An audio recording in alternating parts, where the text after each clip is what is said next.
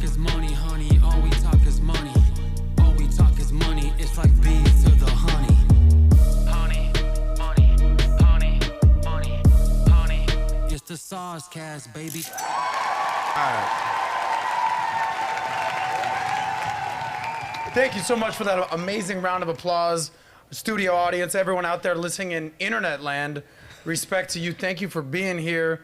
Welcome to the SOSCAST Ficket Tuesday edition. SOSCAST here on Valuetainment, the #1 channel in the world for entrepreneurs. What do we do around here? So for those of you that are not used to us talking on a Tuesday, right? We're usually a Thursday, Friday crowd, but you got to adapt. Everything, the only constant in life is change. And now we're doing Tuesdays. We're doing Tuesdays and Thursdays now. Just like PBD does Tuesday, Thursday, SOS is Tuesday, Thursday. However, this week, we're doing Friday. Yes. If this is your first time watching the show, welcome to the show. My name is Adam Sosnick. You can call me Soz. Here on the SOSCAST, the sexiest financial show in the world. This is where finance meets romance. Natalia and I, we're here. We've got one goal for you ladies and gentlemen out there. And that goal is this. We want to see you get paid, laid, and do it your way. So that's what we're going to be talking about today.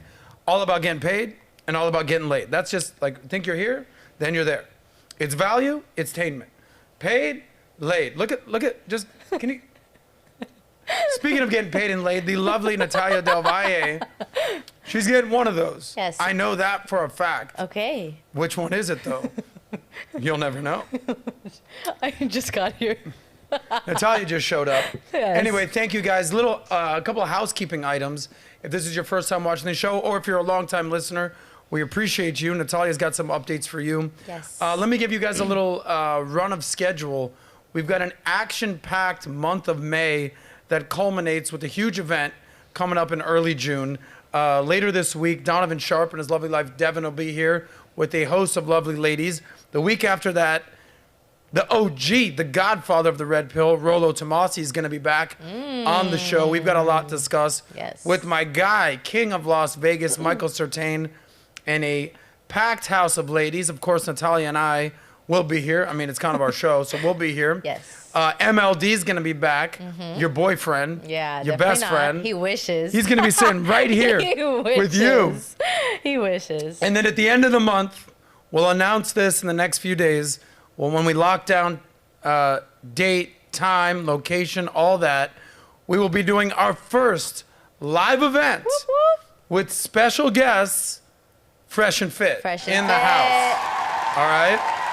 So, been talking with Myron, been talking to Walt, the CEO. We've been locking down a location, time, event, ticket costs, pricing, all that and then some. And we're working on a massive event that you guys will be privy to in the next few days once we lock everything down. And then we also have a bunch of baller money CEO types. That came out of nowhere. Love that sound. We're going to be joining us in the show. Last week, you know that we had Brad Lee that was on. We're in talks right now with Meet Kevin about coming on the show. Graham Stephan. These are names that we're talking about. You know, shout out to Shamari, because Shamari did a poll. We'll be asking you guys to weigh in on some of these polls. And you said, what do you want Soz to focus on? And the most overwhelming answer was money and personal finance. That's how this show entirely got started. It is on Valuetainment Money, right? All my socials are Soz Talks Money. That's how I entered this YouTube world. All we talk is money. And then PBD said, hey, why don't you incorporate all your lifestyle stuff, South Beach, nightlife, going out, clubs, girls, why don't you invite them on the show? So then we started having conversations with all the ladies. Next thing you know, when the ladies show up, all the big baller red pill dudes show up. And now we're doing red pill content. So I want to get back down to basics. Yes, we will be talking relationships, dating, hypergamy, intersexual dynamics. We're going to be having some boss-ass guys in the manosphere come on, as we just discussed, over the next few weeks to a month. But we're also going to be reincorporating a lot of the money stuff and the principles that we talk about every single day, everything that we do here in the business content and valuetainment. So that's just a little housekeeping items for our friends out there. Yes. Before we start the show, before I get into the list of topics, I know Natalia over here is chomping at the bit to weigh in on some of the things that she's got going on. Look at those chompers over there. Stop. I'm not talking about the feet stuff. All right, well, we can. But Natalia, what are you excited about? What's going on in your world? Yes. You just had a birthday. Yes. You're looking good. Thank you. You're feeling vibrant. Yes. I'm showing you appreciation. I know. I'm not hitting on you, or am I? But You're Nat's here learning. in the house. Nat, tell us how you're feeling. Go ahead. Awesome. Well, I'm super excited. Thank you all for tuning in on a Tuesday. I know this isn't our normal day that we have SOSCAST, so I appreciate those who are in the chat today. But I'm super excited for what's to come. I think with all the lineups we have for this upcoming week and the Fresh and Fit event, it's going to be a lot going on. So, of course, if you guys aren't already, make sure you guys subscribe, like, share, do all those things. Share with your mama, your auntie, your daughter, your cousin, your cat, your dog. Do all of those things because you don't want to miss it, and the tickets will sell out. So come make history with us here at Valuetainment. We're going to be having our first SOSCAST live event with Fresh and Fit. And thank you all for tuning in, and I'm super excited to be a part of this journey and get this episode started. That's my girl. Yes. That's my homegirl. I love how Nat invited your mom, your dad, your cat, your dog, your kids, your twins. Your auntie. Yeah, maybe your side piece. Who knows what their side chick. Get your wife and your side chick all subscribe. Everyone gets up here. But we all know, if you watch the show and you're just sitting there watching it, not hitting the like button and not subscribing, we all know your mom's a hoe. I don't want your mom to be a hoe. I want her to be a nice, lovely woman who birthed you. But if you're sitting here consuming the content, being like, oh, these guys are crushing it right now, and you're not smashing it, subscribing, then your mom's kind of a hoe. Because, anyway, that's that. But we do love you. We do appreciate you. Natalia's going to be reading the super chats and reading your comments for you broke people out there that want to kind of get your word out there for free. I appreciate But we will be you. prioritizing the super chats. Yes. But let me give a rundown of some of the topics we're going to be getting into today. A lot going on in the world of relationships and money and where finance meets romance, and that's what this show is all about. So, Elon Musk, he was recently on Bill Maher. I watch Bill Maher every single week. I would say that he's one of my favorite people to watch. And then when you combine Elon Musk, richest man on the planet, depending on the day, everything that he's doing with Twitter, everything that he stands for, everything that he's building, it's must-see TV. Musk-see TV, some may say, like what we did there. And they talk about a happy work-life balance. So we'll talk about that. Andrew Tate weighs in on some of the stuff that Elon Musk is doing over there at Twitter. And then Elon Musk, a lot of people don't know this, Elon Musk's ex before Johnny Depp was Amber Heard. Ooh. We'll find out what's going on with that lady. You want some of that Heard in your life. You're Heard. We'll be talking about some money. We'll be talking about top financial regrets that Americans are feeling. We say all these things like, here's what you need to do with your money. Here's how you need to improve. But what about the flip side of it, right?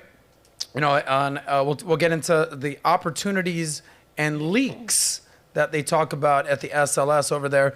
We'll also talk about financial compatibility and incompatibility and conversations that you should have with your significant other and spouse. Our friend Joey just got married. He's about 10 days in to living his best life. Let's get the camera off that guy. We don't need the ladies hitting him up in the DM. Yeah. No. So we'll talk about some of the conversations that you guys out there should be having with your wives, and then 10 reasons not to get married, and then 3 mistakes that men are making when they get married, how long marriages last, and a whole host of other stories. And then the wildest story of the week, we'll have a little tranny surprise for Nat, because you know how she feels so strongly about that. She's the fine brown Jordan Peterson over here. But life is good.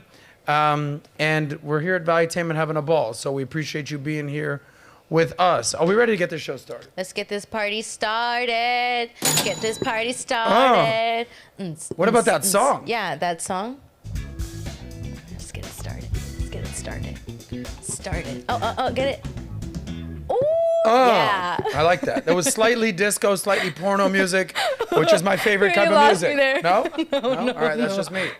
Anyway, shout out to you guys out there. You know what I'm talking about. Yeah. If you do, please don't talk to me. Buddy, you know that music. You know what I'm talking about. Oh, man. Anyway, here's where I want to get started. The richest man in the world, Elon Musk, recently went on Bill Maher's podcast, Real Time with Bill Maher. Love this. The show, the brand, everything that he's doing with Twitter, everything that he's doing for the world, Elon Musk. And he's sitting at a candid conversation with Bill Maher, who pulled no punches, and asked him some serious questions. And they talked about AI, they talked about Twitter, they talked about Tesla, they talked about cancel culture. But the thing that struck me the most, because this is a show where finance meets romance, is what he had to say about what it truly means to be happy with your life, and where work and love are incorporated with that. And when I heard that, I said, this is SOSCAST Gold. Thank you, Elon Musk. Nice. So shout out to Bill Maher for asking this question, and respect to Elon Musk for answering the question. So we're gonna pull up this clip right now, and the whole concept is Bill Maher asks, can you never be happy unless you're in love? He asked this question to Elon Musk, richest man in the world. So play this clip right now, and we'll address it on the other side. Because it can figure out longevity. So are you optimistic? I read in your Rolling Stone article back in the day that you said you can never be happy unless you're in love. Well, you can be half happy, I suppose. There's two things. I think to be most happy, if you're happy in love and you love your work, then you'll be, I think, fully happy. If you lack either of those two, if you have one of those two things, you'll be half happy. Roughly. But I feel like the theme in a lot of your works that connect all these different things is connecting. Like you want to connect things. You want to connect on the Hyperloop, and you want to connect So this I to love Mars. I love what he had to say there. So he said, quote unquote, is it true you can never be happy unless you're in love? To which Elon Musk replies, well, you can be half happy, right? Glass half full, you can be half happy. There's two things to be most happy. You can be happy in love, and you can be happy with your work, and then you'll be fully happy, right? If you lack either of those two, you'll be half happy. Hello? This is exactly what we talk about here. I know that we like to kind of joke, but also be real about getting you paid late and doing it your way. But what else is life about other than work and finding love and everything in between? Yeah. And then he talks about connecting, and everything you do is connecting people.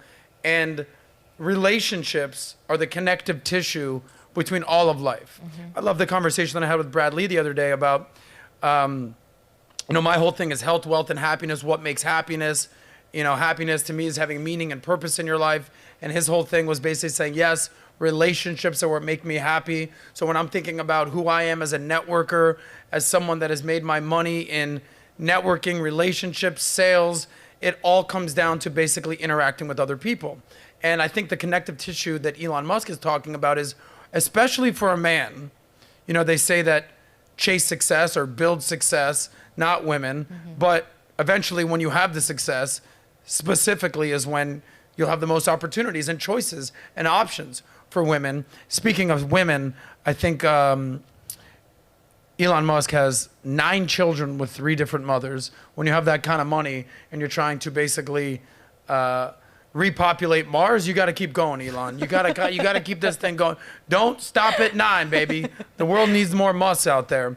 But I think it's so apropos of what he's talking about. And Bill Maher basically, it's a whole 20-minute interview, and he basically was like, thank you for being here, and thank you for being real. And Elon Musk is like, I'm a big fan, and I actually like conversations, and I like humor, and I like laughing, and he's like, I deal memes. Like, I don't know if you saw that. He's like, I deal memes out there, He talks about, we're connecting. I like playing Connect 4. He's like joking, and he goes, see, this is why Mark Zuckerberg doesn't resonate with everyone else. He calls him basically a robot boy. Where Elon Musk, live and in the flesh, getting real about really what he's done in life and how he balances his work-life balance. He's not a cold-hearted, cold-blooded mofo. I mean, he's a badass mofo. Don't get me wrong. And he will work his ass off to build companies. But he's also someone that wants to love women and love his wife or his girlfriend and his kids. And there is that balance. Yeah. We all have that balance. And I think that's so amazing of Elon. So I want to get Nat's opinion on this next comment of what he has to say. But basically, the interview goes on. Let's play this next clip where he basically is like, is it hard for a woman to love a man who works this hard? Yes. So let's have that discussion. Comedy, right? You know, gotta throw some comedy in there. Okay. It's hard for you because when you bought Twitter, Angel. you're kind of doing what you did when you took over, when you started Tesla. You lived at the factory, right? I feel like that's your pattern. You get into this thing, and then you got to live at the factory to make it work. 'Cause Yeah. You've been you moved to Texas, then you went back up to San Francisco because of Twitter. I was living in the library of Twitter for a while. Yes, I think things are reasonably stabilized right now. It was just on the fast track to bankruptcy after the acquisition, so I had to take drastic action. There wasn't any choice. Right, I'm just saying it's hard for a woman. Yeah. To like when the guy lives at the factory. Yes. That could be a stumbling block. But Thanks, Yes. Joe. So the last question is like, I'm just saying it's probably hard for a woman to be with a guy who lives at the factory. And he gave a one-word response. Yes. And I think that's very important to note, especially for the women out there. And I want to get Nat to weigh in on this. Elon Musk, here are the companies that he runs that we all know the names. There's other companies out there. Obviously, SpaceX, Tesla, Solar City, Neuralink, The Boring Company, most recently Twitter. He's running some of the biggest companies in the world, and he still has to deal with a woman that's like, when are you coming home? I haven't seen you in days. And it's like, I'm sleeping at the Office. Twitter factory to try to turn this, what we call nonprofit organization that I just bought for $44 billion into $1 trillion company. And how am I going to do that if I have to be home by 5 to eat the big piece of chicken for daddy? And, you know, what I think is important to note is, you know, we had this conversation before. I forget what lovely lady said it, but she doesn't want to be the main focus of her man, right? She wants the main focus for her man to be his work, his purpose, his passion, bringing home the bacon, being a provider. And then, yes, the family's equally important, but not first. Right. So a lot of simps out there would basically feel, no, I work 9 to 5, I get home, I'm a good family man, that's what my family's my focus, and that's fine, but not if you're trying to build a company like this. So, Nat, I want to get your perspective on 2 things. Just thoughts on Elon Musk getting real about healthy work-life balance, or what he calls it, work and love, and then also, you know, advice to men out there who probably hear from their girl, you're working too much, you're working too hard, and the very small sliver of men who are like, not working hard enough. But what's your take on what we just discussed? I think it's important when you're dating someone to understand their lifestyle and what their long-term goal is. Like dating Elon Musk, you have to understand that his goal is probably bigger than many other men that you've dated in the past. So that's going to come with you as a woman maybe having to find other ways to be present with your man, right? Coming home at 5 is not realistic when you're someone like Elon Musk and you're building a company. And as a woman, you know, maybe that's where you have to come in other areas, like maybe you're sending dinner to his office, right? Maybe you pop in for a visit for him. Maybe you know, hey babe, I saw you were free for lunch, let's go grab a bite, or I brought you food. There's other ways that you can suffice not being home at a certain time. And then of course, I think it's very important that you schedule time for a date night. You know, I see like sometimes you'll see even on Pat's Instagram, he'll be out with Jen, like they went to like a tennis game. And like you see that and you're like, this gentleman, like Pat's busy. If there's any person that I've seen so busy, it's Pat. And it's like, when I think I'm busy, I'm like, no, Pat's busy. And you see someone like that carving out time specifically just for his wife. And, you know, I think that's so important, especially when there's kids involved. It's so easy to just take the kids along with you whenever you are doing date night. But believe it or not, that takes away from that intimate growth between your husband and your wife. So, you know, ladies, I think this is something that you have to kind of think about before you go into a relationship with certain men, and understand their long-term goal, and think about what ways do you want to adjust that. If you come off a way of, babe, you need to be home by 6, or, you know, this isn't done, you're not going to end up very well. I think you adjusting to his schedule and making it work between you two is very, very crucial and important. And I don't know, you see Elon Musk, someone like him with all this money and success and businesses, and he still believes that, you know, love is an important factor. And it's so easy to get caught up in the money and the opportunity and the options. And I get it. It's like, it's a lot. It's great to have options, but it's lonely when you're alone, you know? Like, so to have a partner in crime that to do certain things with, experience certain lifestyles with, I think that's something that you can't buy. You know, you can go buy a girl for the night, sure, but there's something about growing with your wife, right? You go through the growing pains together, you get through it together, you know, and in the end, when you're 80, 90 years old, you know, that's who you're with at the end of the day. You're like, I remember when you were in the office until 3 a.m. and I would come visit you and we would sleep on the couch there because you had to be up at 8. Like, I think it's moments like that you really look back and you cherish it. And gentlemen, don't get so caught up in being this top G stoic man that you forget that it's good to have a woman in your life. Women are gonna bring something that you don't have in your life. So I love to see Elon Musk. If anything, it makes him like a little more attractive to see him talk like that, because you're like, okay, you're a man that not only knows how to handle money, but you also know the importance of emotion and handling with women. So I love it. And I just want to point out, everybody saw his little thing when he was talking. He did shout out right to Tate now. We'll give a shout out to Tate in a sec. I think there's a few things to take away from what Elon Musk is saying, is that if you're all work, no play, you know, what's that famous phrasing? All work, no play makes Joey a dull boy. But so you need to be working your ass off. I'm very vocal that I think for the most of us, when we talk about this conversation of a healthy work-life balance, I abide by the 80-20 rule. 80% of my time when I'm awake, if I do get to sleep these days, is working, or working on whether it's my financial job, my financial career, everything that we do on Valuetainment, certain projects and endeavors that we're working on, events.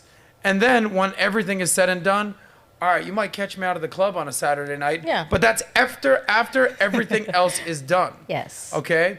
There's a lot of people I know who are 100% work 7 days a week. They don't have no like social life, no existence. And then the one day that they get off a year or a month to go out, that's where they run into trouble. Yeah. Okay? They try to have all their fun for the year in one night, and they just get up wasted, drunk, disaster. I've seen this a million times. Like, I don't get out much. It's like, I can tell, buddy. But at the same time, I know a lot of people who have the inverse 80-20 balance of life, and 80% of their time is partying, doing their thing, kicking it, smoking weed, going out, having fun, traveling. And then they wonder why they're bill to bill, check to check, you know, can't hold down a real job, not understanding why their career didn't work out for them. So there is this healthy work-life balance. You know, a lot of people talk about, Bernie Sanders is now talking about basically going down to a 4-day work week, but now still getting the same amount of pay. And my whole thing was, if we do go down to a 4-day work week, you know, reducing the typical working week from 40 hours down to potentially 36 over 4 days, I would say if you do a 4-day work week, I'm not against that, but you should bump it up to 50 hours a week. Yeah, I agree. So you should work your fucking ass off for those 4 days a week and then chill for 3 days if that's what you decide to do. But I don't think that you should have less work, more free time, less hours, and still get paid the same amount. That's creeping on what is socialism, equality Bringing for that in there. everybody, equity, same outcome. I don't know. I don't like that outcome. But you see men like Elon Musk, you think he's going to do a 4-day work week? No. No. Like if you're looking to be the top G that we talk about and you love, that whole persona and you want to be that man, 4-day work week is out the window. So Yep. cancel that idea, throw it out the window, do what you want to do with it because that's not an option. No. 4-day No. work week, if that's for you, props to you, I guess. I've always been a 6-day work week guy. That's my thing. I touch work a little bit every day. Just like a little bit every day. Twerk? No, work. Oh, I touch I thought work. we were about to, Angel, I know I thought you we were did. about to, oh. It's not Friday, Okay, it's gotcha. Tuesday. It's Tuesday. Shit, I forgot. But, Sunday's my day to chill, go to the beach, hang out, whatever. Saturday, we did a podcast with Tim Pool. Yeah, that was We great. had a sick podcast. We had lunch Yes. with Tim and his whole team. Shout out to you, Tim Pool, for bringing your whole team to PBD's house. We had an awesome time. But we're working on a Saturday. And then Saturday night, I went out, had a great time. It's all good. Sunday, did our thing. So, but then there's also going to be times in your life where you need to make difficult decisions, especially if you're single. Yes. So last night, as an example, I'm watching the Heat game with all my boys. Heat kick ass. We win. Boom. Kick ass, take names. And the guys are like, what's up? We're going to go out and grab a beer after this. Let's do it. And this was like 11 o'clock at night. And I'm like, yeah, go Heat, doing our thing.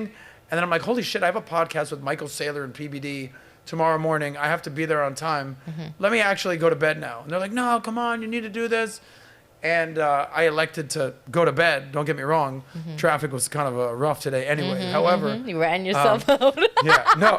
But the reality was, Yeah. I did go to bed and I did get my rest, and because I'm here to work. Yeah. But every one of us has 24 hours in a day. What you decide to do with them is up to you. Right. But it's not even so much the 24 hours in this day. It's, are you going to be prepared for the 24 hours the next day? Okay? So today we had Michael Saylor on. I went to it right from Michael Saylor as I met with production. I went right into booking meeting. I went to PBD meeting, booking meeting. Boom, we're here. And like maybe at 6 o'clock we're going to do a debrief. That's my day today. Yeah. Might even have time for a haircut. But take a note, take a lesson from Elon Musk. It's not all work.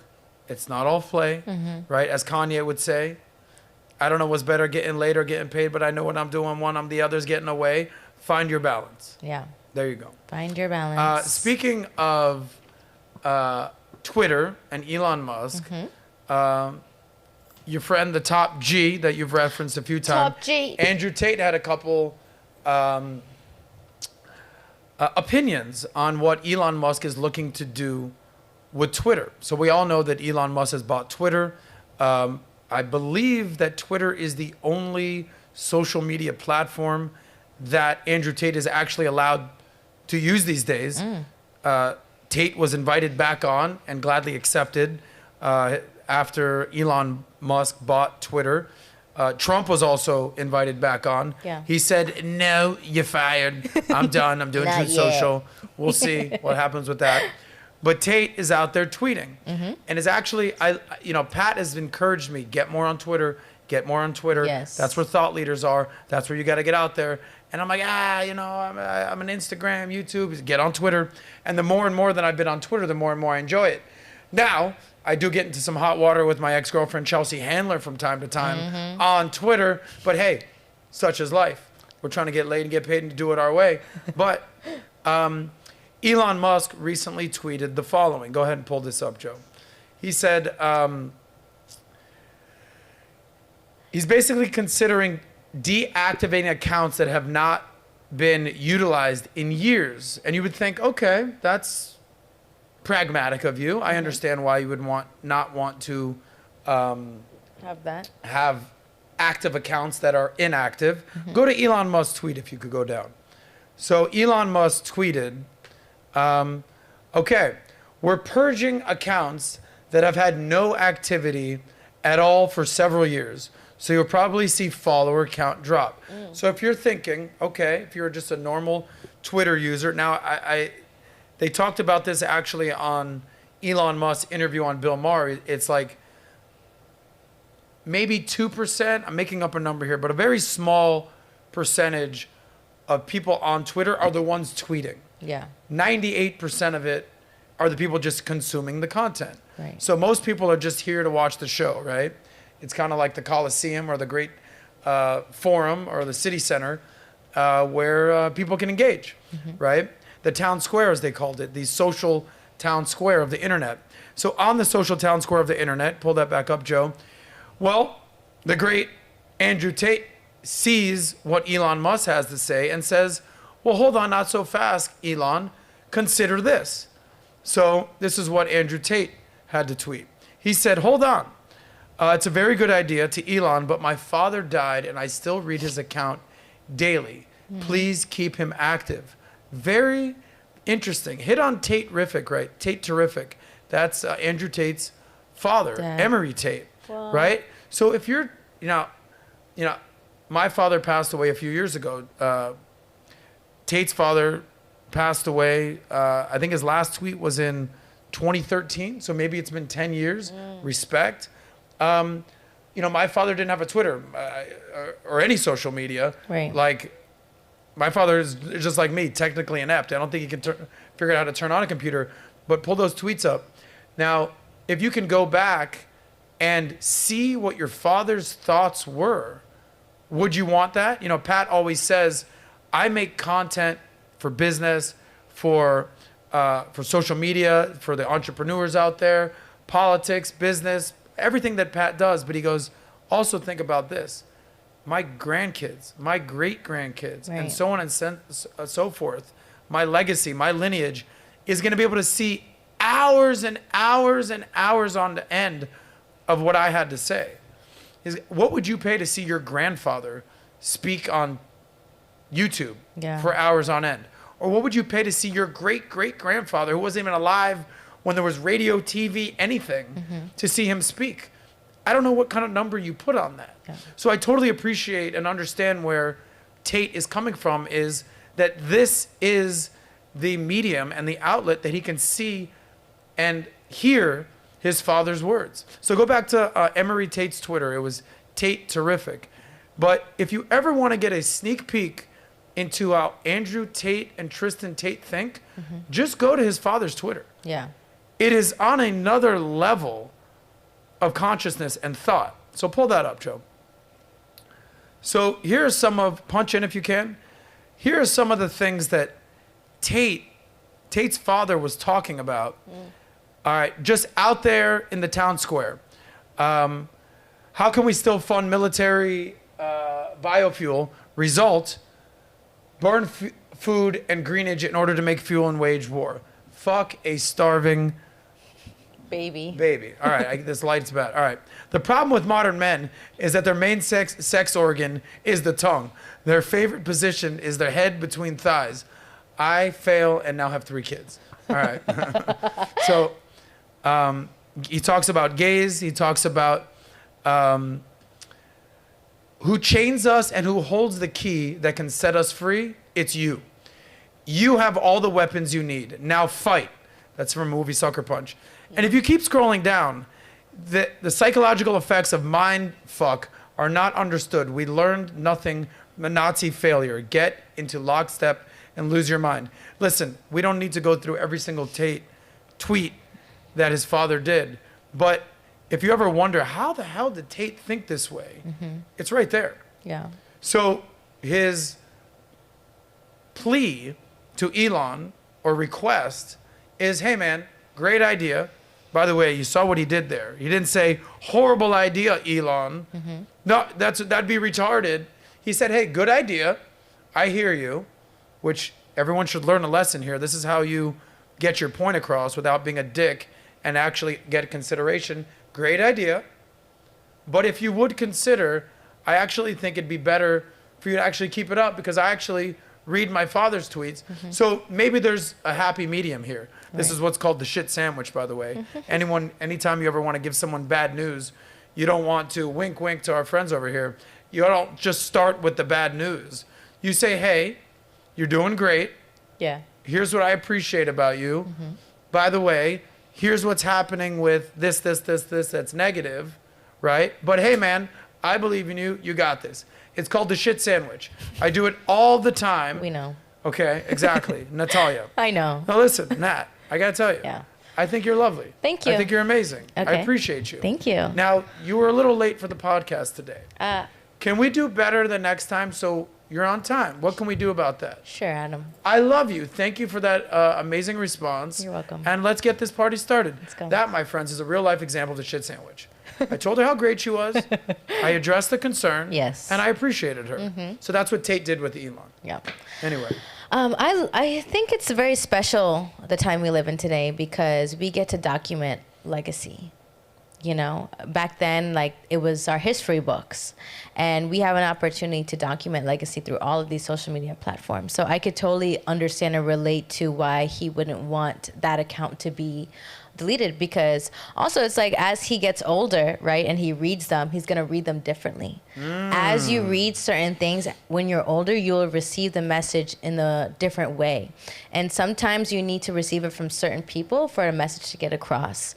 And it's funny because this may sound awful, but, you know, when I call my mom and she doesn't answer and her voicemail goes on, I always, not always, but I'll think to myself, like, I would never want her phone to be turned off, you know, because I would, even if it's just her voicemail I hear, I'm not going to cry, I'm not going to cry. I would never want to not hear her voice. So I can see why, you know, Tate wouldn't want an account like that to be removed, because it's a way for him to be connected with who he is and who his dad is without necessarily being here. And it's something you can show your kids, you know, look what Papa used to say, or like Grandpa used to say, like, this is funny, you know, like, so I think that's a very important thing to consider. Yeah, I hope we don't delete some of the accounts. That, Yeah, you know, fully agree. But that's a conversation. You let us know in the comments what you think should be done. Yeah. Did Tate approach us the right way? If your father or family member passes away or isn't using their account, do you think it should be deactivated? These are questions. But the beautiful thing about Twitter is that it's an ongoing conversation that can be seen from everybody. My guess is that Musk is going to see this and respond in kind, and we'll see what happens. But you can make change effectively live and in the moment. And to your point, it's all about legacy. My father passed away. I have his one, you know how you have your favorites in your phone? Yeah. I still have him as one of my favorites. Wow. Like, am I just going to delete my dead dad from my phone? Yeah. One time I accidentally called it. And? Someone answered. I was like, oh. No. I don't know who it was. Yeah. I was like, Dad, it might have been like an egg. I don't know, maybe I don't know what happened. Yeah. But these are the conversations we're going to have as you're aging. You know, They mean parents something. pass away. Yeah. And, you know, I can't tell you how many messages I've saved from my grandmother, my mother, and my nephew, Rory. Just saved. Wow. They left me a voicemail, saved them. Wow. Just because you never know. Yeah. So I never want to not have that. So shout out that. to you, Elon Musk, for everything you're doing at Twitter. And shout out to you, Andrew Tate, for bringing up some blind spots that Musk might not be envisioning if you deactivate accounts. And shout out to you guys for weighing in on everything that we got here. Moving right along, I know that Nat's going to be doing some super chats. Yes. And get those super chats in. But, you know, I saw this story in the news. Speaking of Elon Musk, do you know who Amber Heard dated before Johnny Depp? Hopefully. Elon Musk. Elon Musk. How crazy is that? Crazy. With his 3 baby mamas and 9 kids. And allegedly, she has a kid with him. Allegedly. Really? Yes. These are the rumors. What? Yeah. I don't know. These are just the rumors. So, I want receipts. yes. So here's the question for the audience is, you're out there and you're at a random dance floor one day. And maybe you're in a small town in a quaint village in Spain. Quaint. And you're there just dancing the night away. You're doing the bachata. You're doing the salsa, the merengue. You're doing your thing. Some gorgeous blonde shows up. She goes, hey, I'm down to dance. Boom. Hey, how'd you doing? What's up? You start dancing. Hey, what's your name? Hey, I'm Amber. Oh, nice to meet you, Amber. I'm Hector. Hey, Hector, how you doing? And you start dancing. Where are you from? Oh, I lived in LA. Cool. What are you doing here now? Oh, I'm just living here for the time being. Where are you from? Oh, this is my hometown. I'm in Sevilla, España. That's where I'm from. Oh, we should get together sometime. All right. Yeah, sounds good. All right, great. And you go home and you're like, I met this girl Amber, and you Google Amber, and the picture of Amber Heard comes up. You're like, oh, that's the girl I just met. Yikes. Boom. You just got Amber Heard in your life. Now, if you're that dude, dancing in Spain, what do you do? Do you follow up with Amber? Or do you just be like, nah, cut that bitch loose? Because we all know what happened with Amber Heard. Now, the reason that I'm giving this rhetorical question here is because this exact scenario happened in a small town in España. So pull up this article right here. So we all know what happened with Amber Heard. She's reportedly now living in Spain with her daughter, which may or may not be Elon Musk kid. I don't know. Locals in a town where she's seen partying and discussing her new life. Scroll down. We all know that she's a very pretty girl, but she's been known to shit the bed from time to time. So she apparently is now living in a small town in Spain, renting a $3 million apartment, and she's going under the assumed identity name of Calamity Jane, as opposed to her American moniker, Amber Turd. But if you keep scrolling down, you can actually see a video of her. No, that's her. That's not it. Keep going down. You might have passed it. Of her dancing with a man she meets out there on the dance floor one day. I think that was it. And is that it right there? See if you can reload that. I don't know. But anyway, some dude rolls up, asks her to dance. They start having a nice time. There it Here is. she is. Turn that volume up. In Spain. She's just drunk in Spain, dancing with the homie. He don't know none the wiser. And they're pretty close right there. They're doing their thing. I mean, what is she supposed to do? No, live your life, girl. I get it. You know, people think you're batshit crazy. But if you're that dude, if you're the dude watching SOSCAST right now, and you meet Amber Heard out on a dance floor in Spain, are you hitting that up? Are you trying to get the number? You trying to maybe follow up on a date? I don't know. Joey, would you? You're a married man now. Yeah, I'm a married man, so I can't. Okay, really you're not comment gonna. on Good that. answer, Angel. Joey. Angel, we you- need more what men about you, like buddy? Joey. You meet Amber Heard on a dance floor? I gotta tell you, What guys. would you do, Adam? Oh, I'm in. I know you would be. I'm in. I know your ass would be. I'm in. You'd be like, come. Guys, I've said this before and I'll say it again. Some of these girls out there, they look so good. They're great. They're fun. They're sexy. They're amazing. But there's a difference between renting a house and buying a house. Okay? There's a difference between taking an Uber or buying a car and having a goddamn car payment. There is a difference. There's a difference between, as Drake says, here for a good time, not a long time. Yeah, but there's also a difference between test driving a car and crashing it. Okay.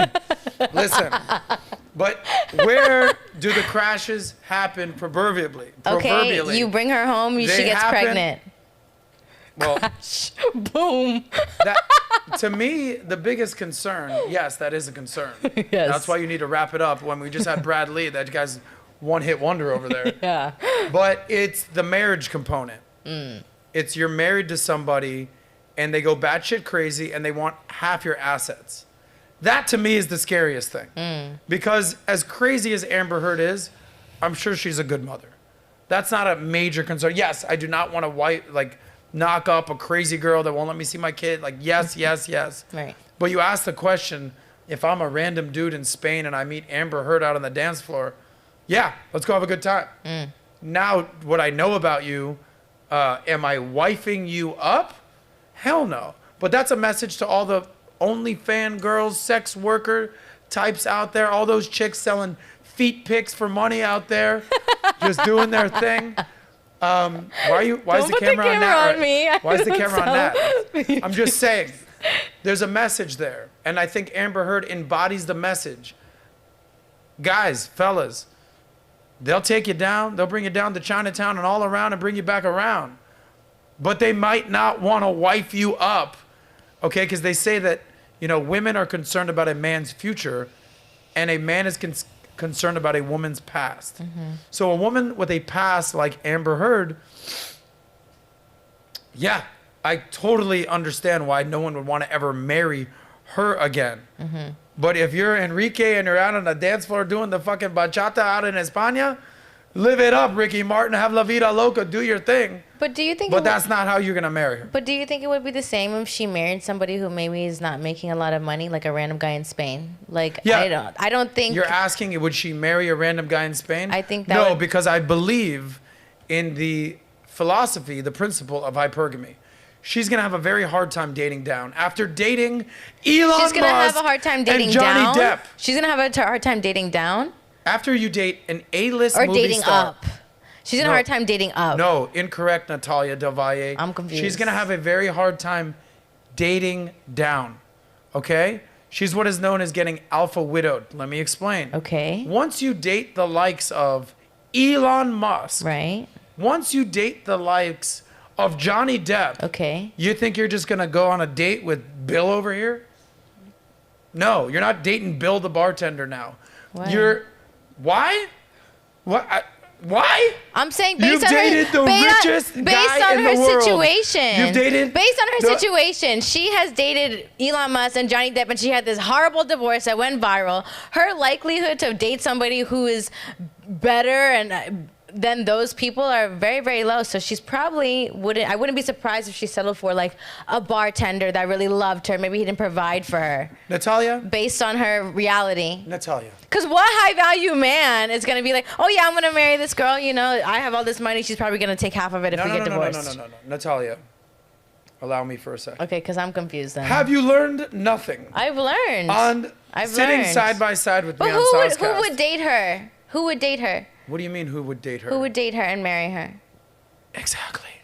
So, that's my point, is Okay. that her options are very limited now. Exactly. That's why she would go date a bartender because they're so limited. No. That she'll go fuck a bartender. Okay. That's not who she's going to date and marry. Okay. Her dating pool is very small at this point. Once you're dating the likes of multi-billionaire, A-list Hollywood actor Johnny Depp and Elon Musk, Yeah. you're not settling for less long term. Okay. You'll go bang Enrique on the dance floor, sure, to have get Sure. your rocks up. May I revisit the Tom Brady situation? We all know that I took heat, that I said, good luck, Giselle, finding the next Tom Brady. He's the GOAT, good looking, tall, handsome, good family man. Oh, he won 7 Super Bowls, multimillionaire, top G, the whole thing. Good luck finding the next Tom Brady. Now, what happened? she went and found someone Let me talk now, please. pretty Because she went and she started banging the jujitsu instructor. great. Right. Okay. But that's But not who she she's- ended up with. Exactly. Who did she, Exactly. quote unquote, end up with? The other gentleman who owns Fountain Blue. Who's a? Millionaire. No. Billionaire. Billionaire. Yeah, that's fine. But she doesn't have a past like Amber Heard. She didn't shit on someone's bed. Nat, here's where you do this. Here's where you do this. Here's where you cover your mouth and I use your pray for ears her. for a second. Women do not date down. Long I mean, term. he's not a celebrity Listen man. for a second. All you want to do is respond. Listen. Chat. Everybody do the monkey emoji. You're roasting me, don't Yes. worry. Do the monkey emoji for Nat because she just is waiting for her turn to talk, but she's not listening. A woman like Amber Heard, who has dated Elon Musk and Johnny Depp, does not want to settle for less. She doesn't want to, Why are you but she talking right probably now? will. Okay, why are you That's talking? my point. Stop talking. Listen. Okay. Sorry. She might have to because of her reputation. Okay. She doesn't want to. Okay. Okay? Fine. Giselle, you just proved my goddamn point, Natalia. I said, who the hell is Giselle going to date? Yeah, but you can't compare Why are you Giselle. talking? Why are you can't talking? compare Amber Heard. They're two different I- situations. Gentlemen, Like, they're two different women. gentlemen, That's two different situations. listen, I love women. I love being around women. I appreciate my mom. Maury I appreciate said, my Jesus grandma. Christ. Just so, listen, you could tell them what to do all day long. Nat, just listen. Nat, let me explain something. I'm trying to explain something. You're making It's my like there's chest no hurt. winning. All you could do is Thank you for your opinion, Nat. Thank you. But you fellas out there, listen the fuck up. Okay? Learn some lessons what's going on here. You need to improve your status because women will not date down. So if you want to get the baddest, best, hottest chicks, however you define that, right? I'm not even talking about outer beauty. I'm talking about inner beauty. Whoever you think is the best chick out there, you need to improve your game. I'm not saying you need to be Elon Musk. I'm not saying you need to be Johnny Depp, but you get as close as fucking possible to it. And that's where your options are unlimited. Okay? Because women will not date down. I know so many women out there in South Beach that get banged out by NBA players, rappers, athletes. I'm just letting you know. Yeah. And then they just start dating an average guy.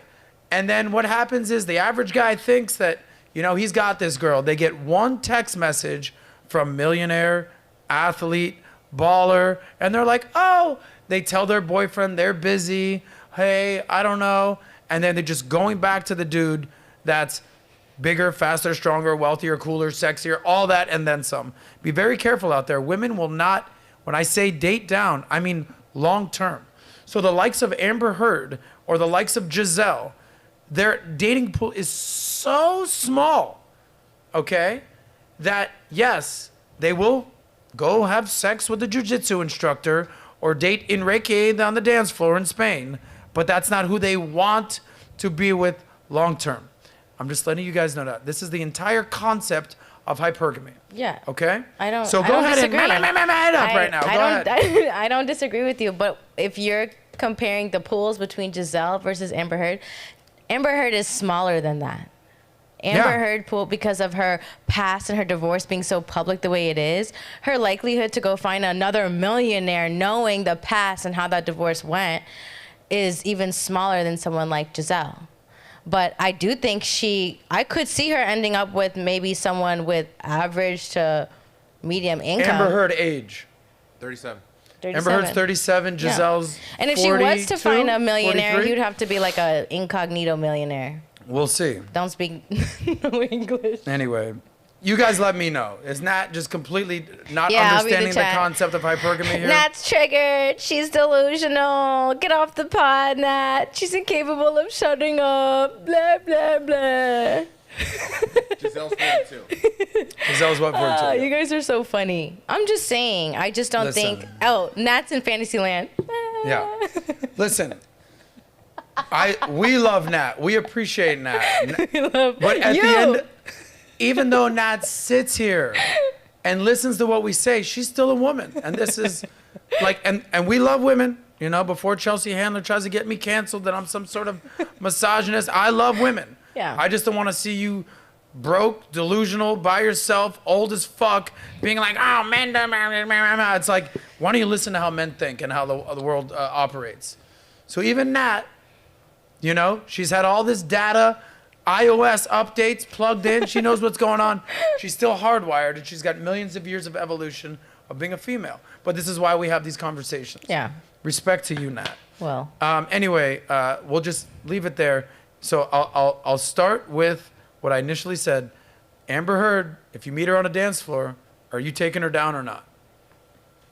For a short term, I would. Long term, hell no. Yeah, I don't even agree with either, but. Yeah, well, you're not a dude. Yeah, so that makes I didn't sense. Ask you what. Good, because last thing you want to do is Joey, crash your rental.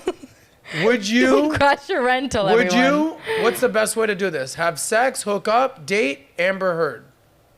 What's the best terminology? Just put Amber Heard, and then maybe you How can about what would you do with Amber Heard? One night stand, you know, briefly date, lock her down long term, whatever.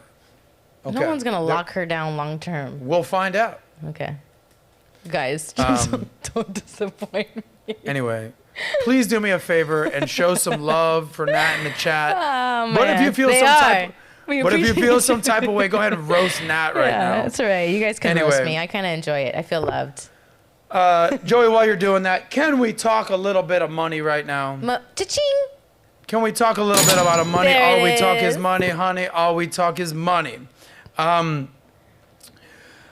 I want to talk about, we talk about being smart with your money. We talk about saving your money. We talk about investing. We talk about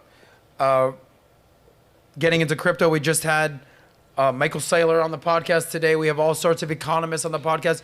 We say a lot of things that you should do with your money, how to be smarter with your money, how to invest your money. One of the things that we don't talk about are regrets and things that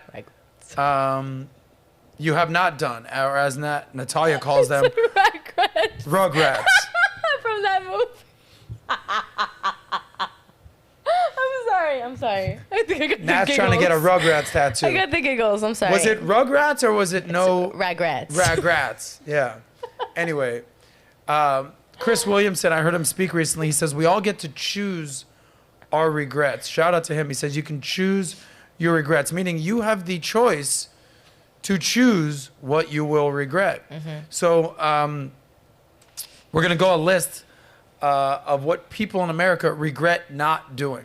So here are the top 10 regrets, financial regrets for Americans today. And no, it's not sleeping with Amber Heard, so we'll figure that out. We're talking money. If we can pull up that article, just so there's some context here. These are America's top 10 financial regrets. Scroll down a little bit just so we can understand where this is from. This is from this is from South Florida Journal. Okay. And who did they ask, by the way? If we can just put some context to this. Like who are the respondents? Are they survey of 2,000 people? Go back up. Survey of 2,000 people of the general population. Nat, read that, please. Yeah, a survey of 2,000 general population American examined how they tackle their financial hurdles and found the average person owes $3,083 of credit So card it was a debt. 2,000 general population survey, and here are Americans' top 10 financial regrets in order. Should we do 1 through 10 or 10 through 1? All right, we'll just do it number 1. Nat can't even count to 10. Why am I asking her at this point? 1 through 10. So the number 1 financial regret from most people was, drumroll please, not starting a retirement plan when they're young. 51% of people. Yeah, you can keep that up. That's the number 1, yes. You can take it down, Joe. That is the number 1 financial regret. They say that the 8th wonder of the world is compound interest. And that's Albert Einstein. And for those of you that understand compound interest, beautiful things will happen. If you don't understand what compound interest is, you're never going to essentially be able to retire, is encapsulating that. He's got a great quote, Albert Einstein, of that. But essentially, it's understanding the premise of the 8th wonder of the world, compound interest. The younger you are, the younger you start a retirement account, the more time your money will grow, the greater your money will grow. It's not, what do they say is, if I can choose a time to plant a tree, it'd be 20 years ago. My next best option is today. So start your financial future, plant your financial future as young as possible. I remember it was 2008, and it was the first year, the following year, 2007, was the first year that I ever made 6 figures in my life. And a financial advisor said to me, is like, well, how much money did you lose in the market? I was like, 0. I have no money in the market. I lost $0. I have no money in the market. He goes, well, now's probably a good time to start a 401k or a Roth IRA retirement plan. I go, what's a 401k? Dude, I'm 27 years old. I just made $100,000. I had no clue. I know how to sell. I know how to call. I know how to save money. I did not know how to invest. He goes, well, if you're going to start a financial future and have a solid foundation, you're going to want to start a retirement account. It's basic stuff. It's easy. 401k, it's a employee-sponsored plan, or Roth IRA is a self-sponsored plan. I go, all right, let me start a 401k. Now, what are we in? 2023. So it's 17 years later. So I have, I don't know, $1 million in my 401k. Wow. Just sitting there. Because every year I've maxed it out, $18,000. You get a company match. The S&P 500 has gone bananas over the last 15 years. But I bought low. I bought the market low. Now I have $1 million 401k account. Now, the good side of that is, dude, that's going to be $5 million when I retire.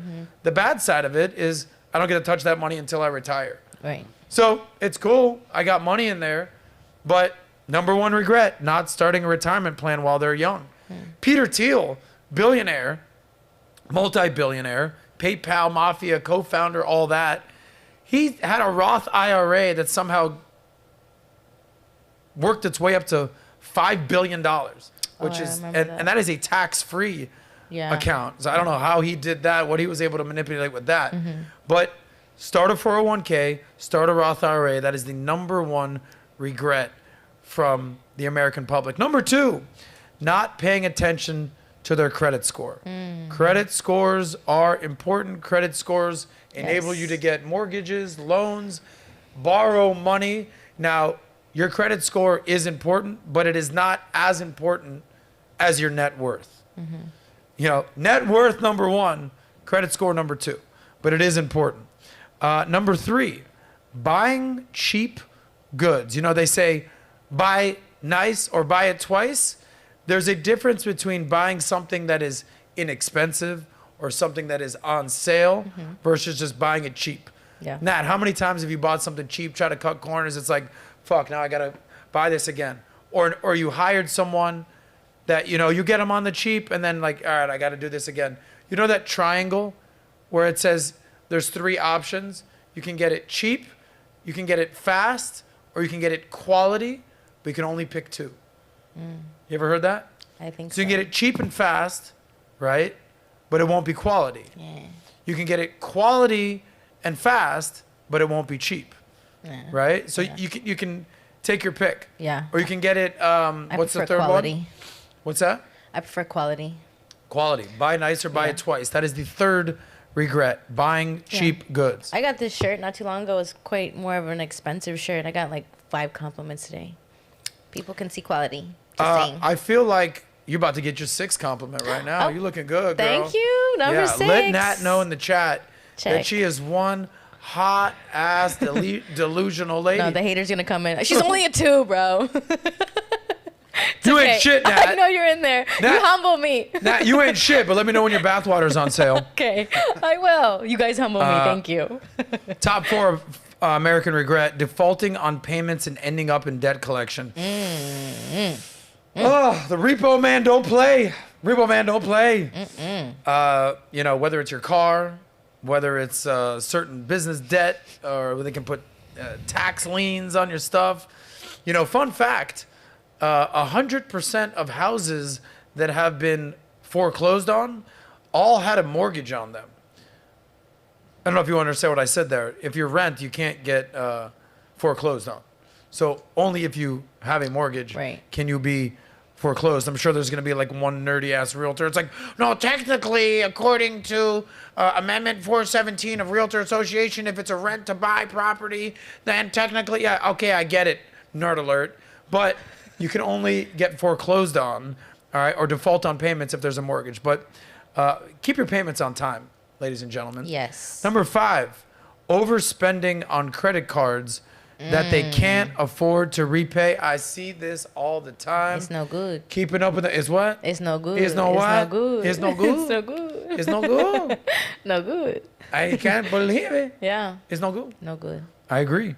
Overspending on credit cards. I'll never forget the story that I was in LA. I was staying with our baller friend out there, doing our thing, and he had a young. This is an NBA friend of mine. He had a sick house in Hollywood Hills, and he had a young college buddy staying with him, with us. We're all staying there in a sick house. I think you told me. And he goes, "What's that?" I think you told me something. Okay, and I said, I don't want to tell the kid's name or anything, but he's like, "Yo, what up, Saz? I know you're talking about all that. Yo, Saz talks money, you saving money." He's like, "What should I do with my credit card? I got like a couple grand in debt." I go, "All right, like, what's the interest rate?" He goes, "What?" I go, "Yeah, what's the interest rate?" He goes, "I don't know. What do you mean?" I'm like, "How do you not know the interest rate that you're paying on your credit card?" Yeah. "What are you paying every month?" "Oh, the minimum." "How much is on there?" It's like, "Oh, like $3,000." Yeah. I'm like, "You're just paying the minimum every single month?" He goes, "Yeah." I go, "What's the interest rate?" He goes, "I don't know." I go, Log on to your account. I'm like, Yeah, your app. boom, boom, boom, boom. Chase. He goes, yeah, it's 21%.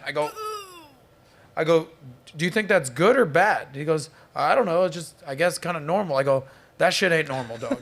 Help. I mean, that's normal if you want to be broke. Help. But you know the best interest rate you could possibly have? Zero.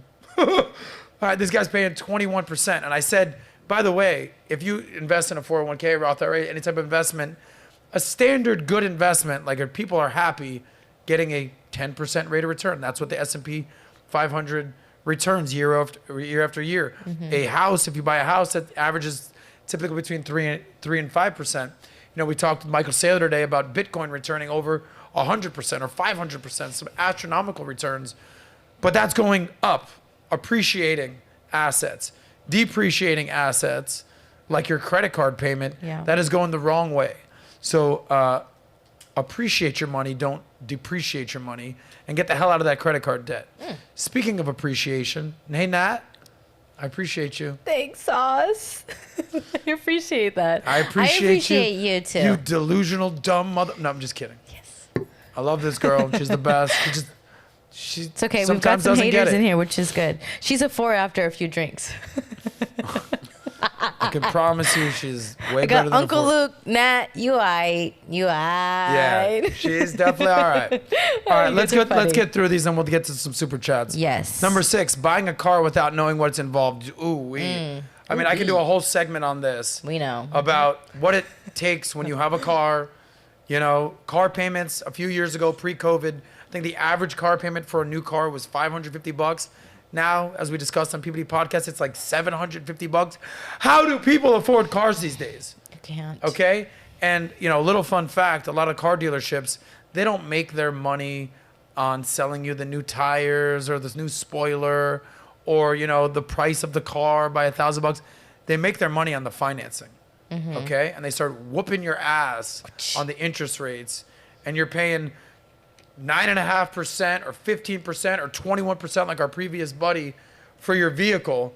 So a lot of times people are saying, well, I can't afford my car. I can't afford my car payment. I can't afford gas. I can't keep up. It's like, no, your car is making you broke. Right. Okay? It's not one of the reasons that you don't have money.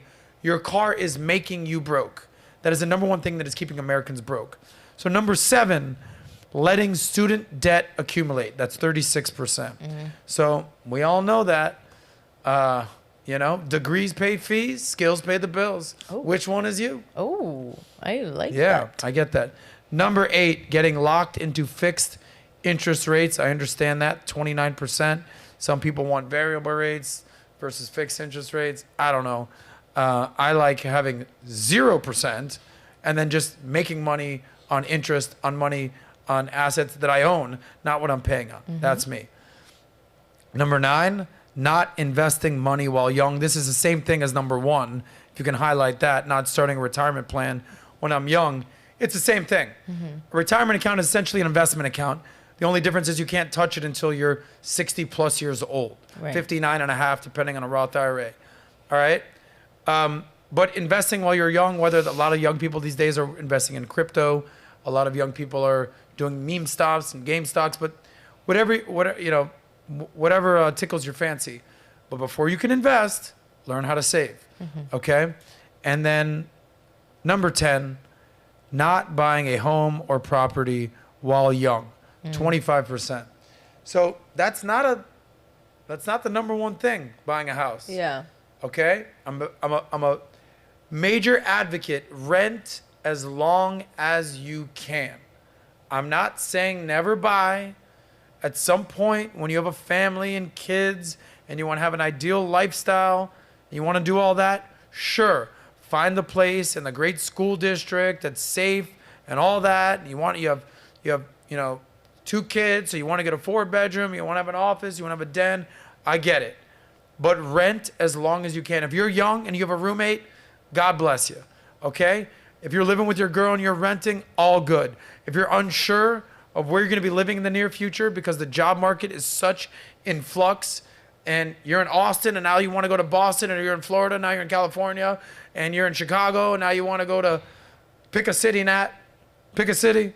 Say a city. Orlando. But now you're in Orlando.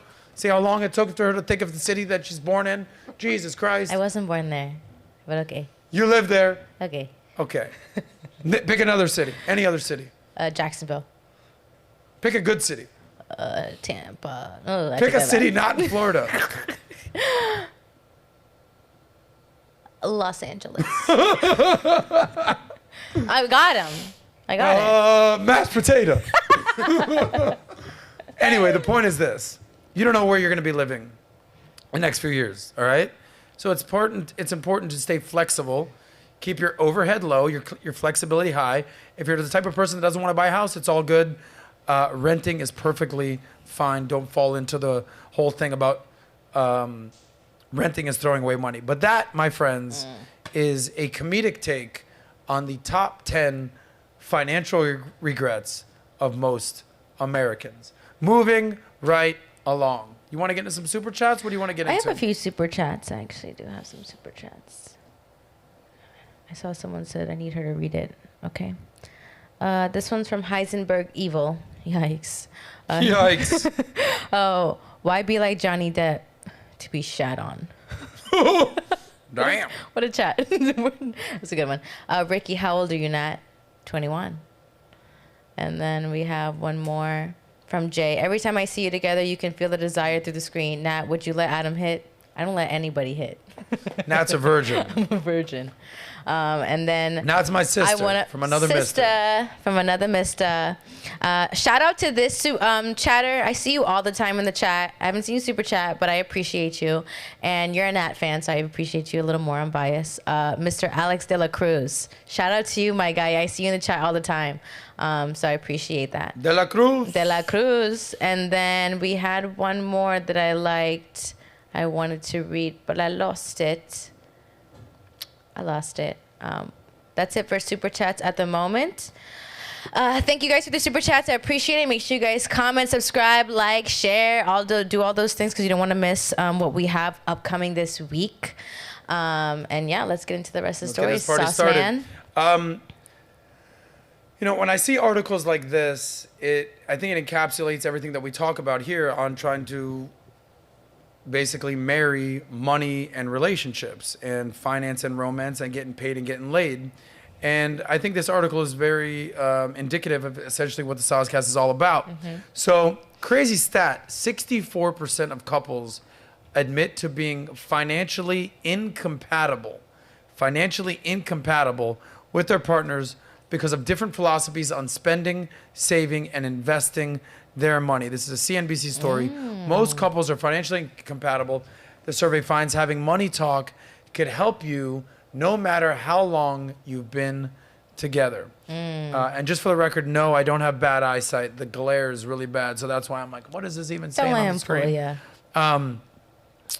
So the article from CNBC basically goes over what you can do to improve your relationship status depending on where you're at in your relationship. So as I read these notes right here, figure out where you're at in your relationship. Have you done any of the things that they're recommending? And what are the next steps are? So how to initiate the money talk if you're just starting a serious relationship or you're about to get married. So number one is ask your partner how they handled their finances before you. Before you got together, what were you doing? How were you handling your finances? Okay? Well, you know, I was living paycheck to paycheck. I was broke. I wasn't worried about it. I would ask one more good, question Andres, don't worry even about before that. I would ask, how much debt do you have? Okay. That'd be my number one. I'd be like, I love you, but how much debt do you have? Just straight up. Yeah. I think that's a big, big question. People get married and they don't realize they're marrying how much debt this person You has. have to. So one of my buddies was dating a girl for a while, and he was really into her, but they were having some issues. And he goes, yeah, and she also graduated college. She's got $100,000 in debt, and her major is not exactly a sought-after major. I go, bruh. Run. I'm like, yeah, I like the girl too, player, but you know, what's mine is yours, what's yours is mine, all that. I'm like, you're debt free. Now you're about to accumulate 100. I'm like, you better love the fuck out of this girl. He goes, no, I like her. I'm like, keep it moving, player. But that's a serious thing. Yeah. To That's have that huge. conversation before you get together. Because if they're ramping up credit card debt and student loan debt and have basically foreclosed homes and defaulting on their payments, and then they bring it to your relationship, it's like, No good. now her problems are your Yeah. problems. And ladies, you too, make sure you ask the gentleman, what their financials, place is too, debt included. Yeah. 'cause- Well, here's the next part. They say show, don't tell. The next advice is open up the books and show each other your financial information.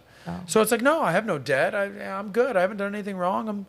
I'm good. Like, and then you come to find out that they're that girl with $100,000 of debt. You're like, holy, how would I ever know? Yikes. So, and then Pull your credit up. Pull your credit Pull up it up, now. buddy. Pull it up.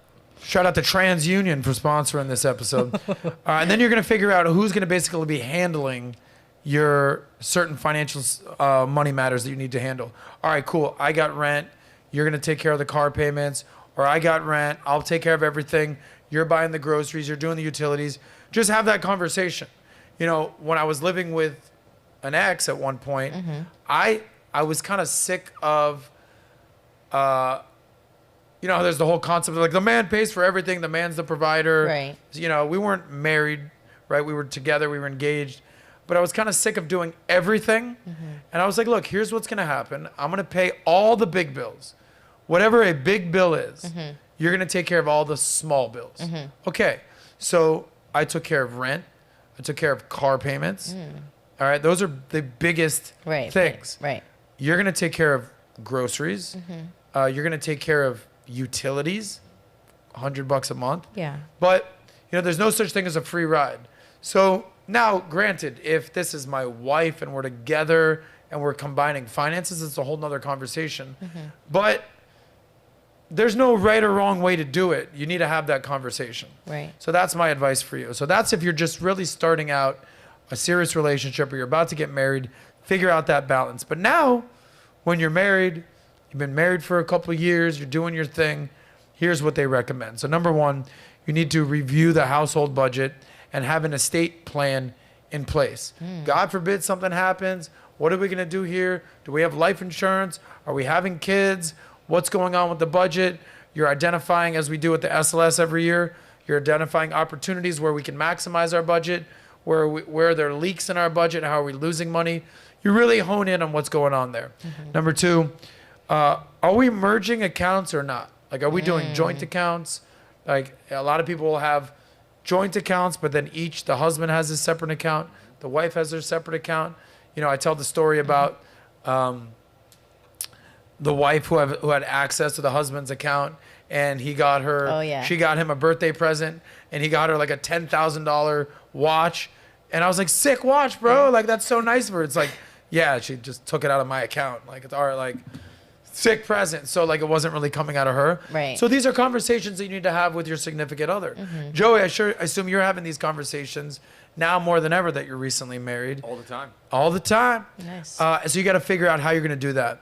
And then obviously outline your shared expenses. All right, I got this, you got that, I'm doing this, we're doing that. And then how much we're going to contribute to each of them. Like I just broke down, I'll take care of the big stuff, you take care of the small stuff. To be honest with you, I'm fine with taking care of the small stuff. I just don't want to worry about, all right, I got a $120 utility bill. Right. All right, I got to go grocery shopping. We need more toilet paper, whatever it is. Yeah. It's like, just handle that, baby. Yeah. I'll pay the $5,000 a month for the rent, whatever it is. I'll make the car payments, handle the small stuff. Yeah. Now, here's where you got yourself a good one. If she's like, sounds great, babe, I got you. All right, cool. I could do that. No problem. I'll manage it. How can I help? Versus what I had, why do I need to pay for utilities? Oh. Why do I need to pay for the groceries? 'Cause you use the You light, make way more bitch. money than me. It's like, Yeah. it's like, you want the lights off? You want no food in the house, woman? That's why she got kicked to the curb. Yikes. But- yeah, they said you escaped. Important to figure that out before you get married and all that. Agreed. All right, and now this is really advice for your parents out there. For older couples that have been married for years and years and years, you need to get on the same page with basically your financial future, i.e. life insurance, estate plans, trust, wills, what's going to happen. So this is some of the stuff that I'm dealing with my mom now.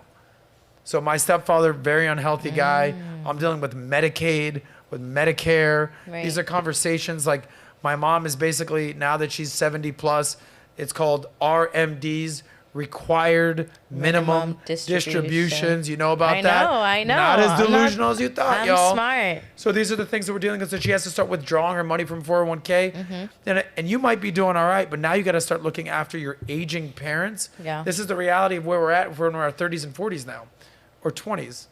But I'm just saying, as we get older, our parents are getting older. These are some of the difficult conversations you're going to have. So you might saying, dude, I'm 24 years old. What do I give a shit? What about a 60-year-old? It's like, well, you have parents, you have grandparents. You might need to help out with that. Yeah. And then obviously, last but not least, you might need to speak with a financial professional to get yourself a plan, whether it's a life insurance agent, Yeah. whether that's an attorney, whether that's a CPA.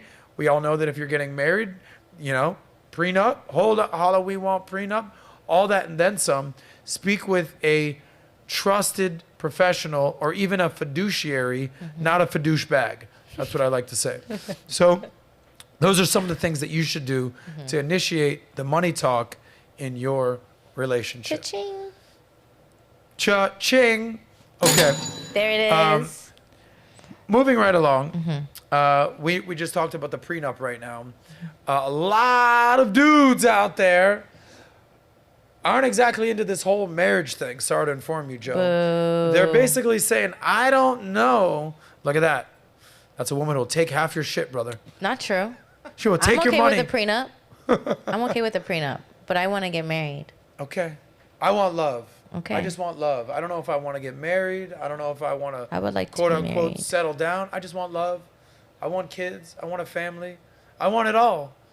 But it doesn't have to come with marriage. A lot of people are basically saying, I feel you, Saz. I want all that and then some, but I don't know about all this marriage stuff too. And let's go over some of the top 10 reasons why men are against getting married these days.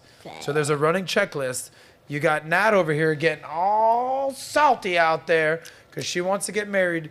But maybe Nat, these are some of the concerns that men have. That's fine. So I will be listen. open-minded. Okay. Listen up. Soak in the knowledge. Here are some of the top 10 reasons that men are not getting married. Number one, they believe that it is a broken institution.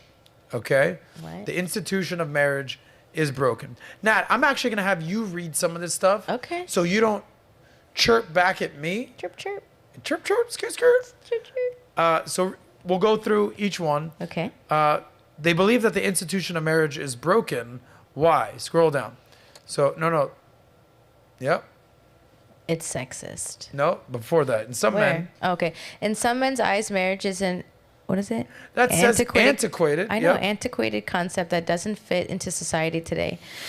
The intuition itself is an old meant to I'm sorry, I'm going to read this one over here. Meant to benefit, yeah. Meant to benefit a woman so she would be taken care of even after a man dies. Explains a recently divorced man. Times have changed. This is no longer needed. Women can go out and get jobs and make money for themselves. Best of luck to the person finding the love of his life.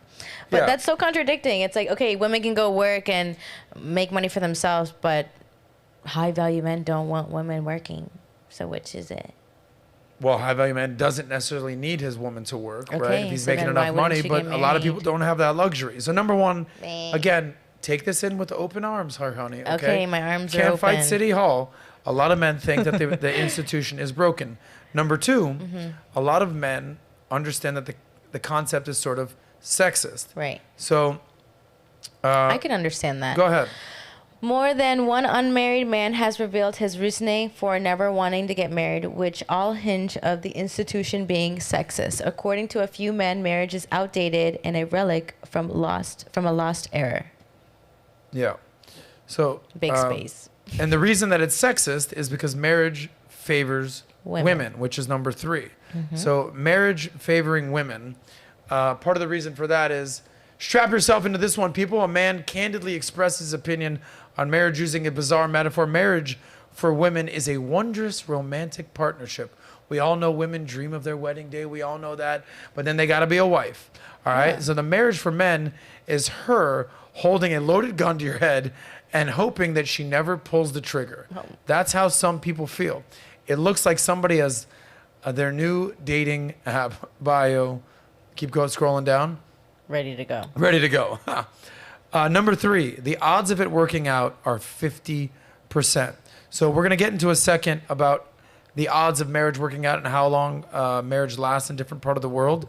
But I would say, yes, we all know that flip a coin whether marriage works out, but we all know that 99% of relationships don't work out. That's why they call it the one, right? Yeah. So if you date 10 women in your life and you marry one, that means 90% didn't work. Correct. So the odds are not in your favor. I'm not against family. I'm not against love. I'm not against the concept of marriage, but there's a lot of reasons why men don't want to get married.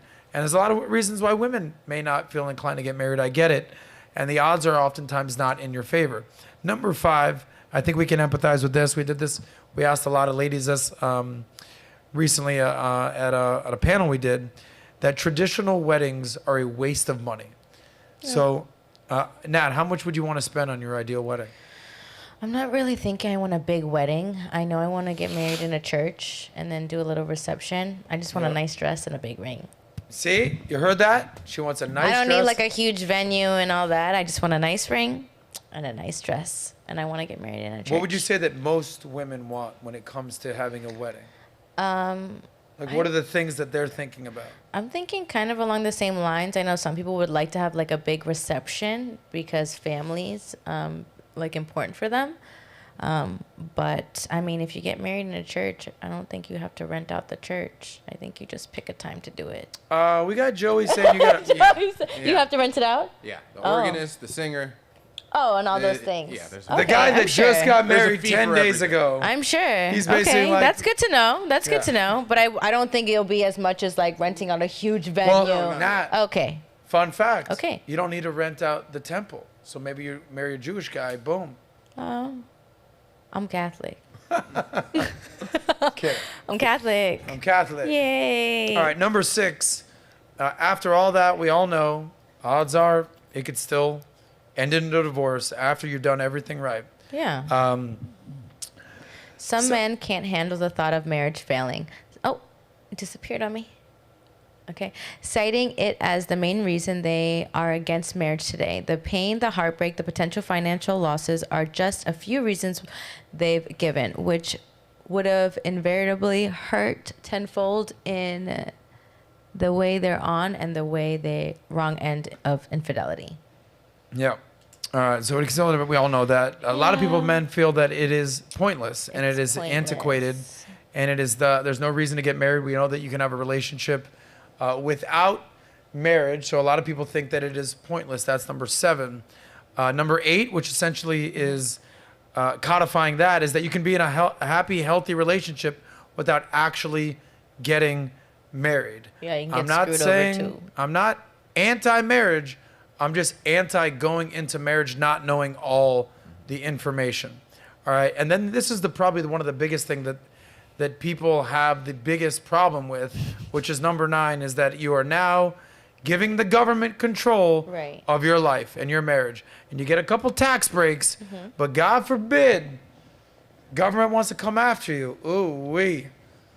Now you're ended up in court. Yeah. And now you're in government land. Well, and, you know, never fun to have the government all up in the mix. Right. Marriage had what was that right there? Marriage had far more social impact when it's considered a religious right that carried significant consequences if separated, explains one man. So it was treated with far more respect and seriousness. Other men take notice. This is how you present your position with intelligence and logic. So when it was just held in the church, like you want to get married in the church, it was held with more reverence. Now that it's government controlled, government regulated, government taxed, people ain't in this. And then this is my biggest concern right now. Uh-oh.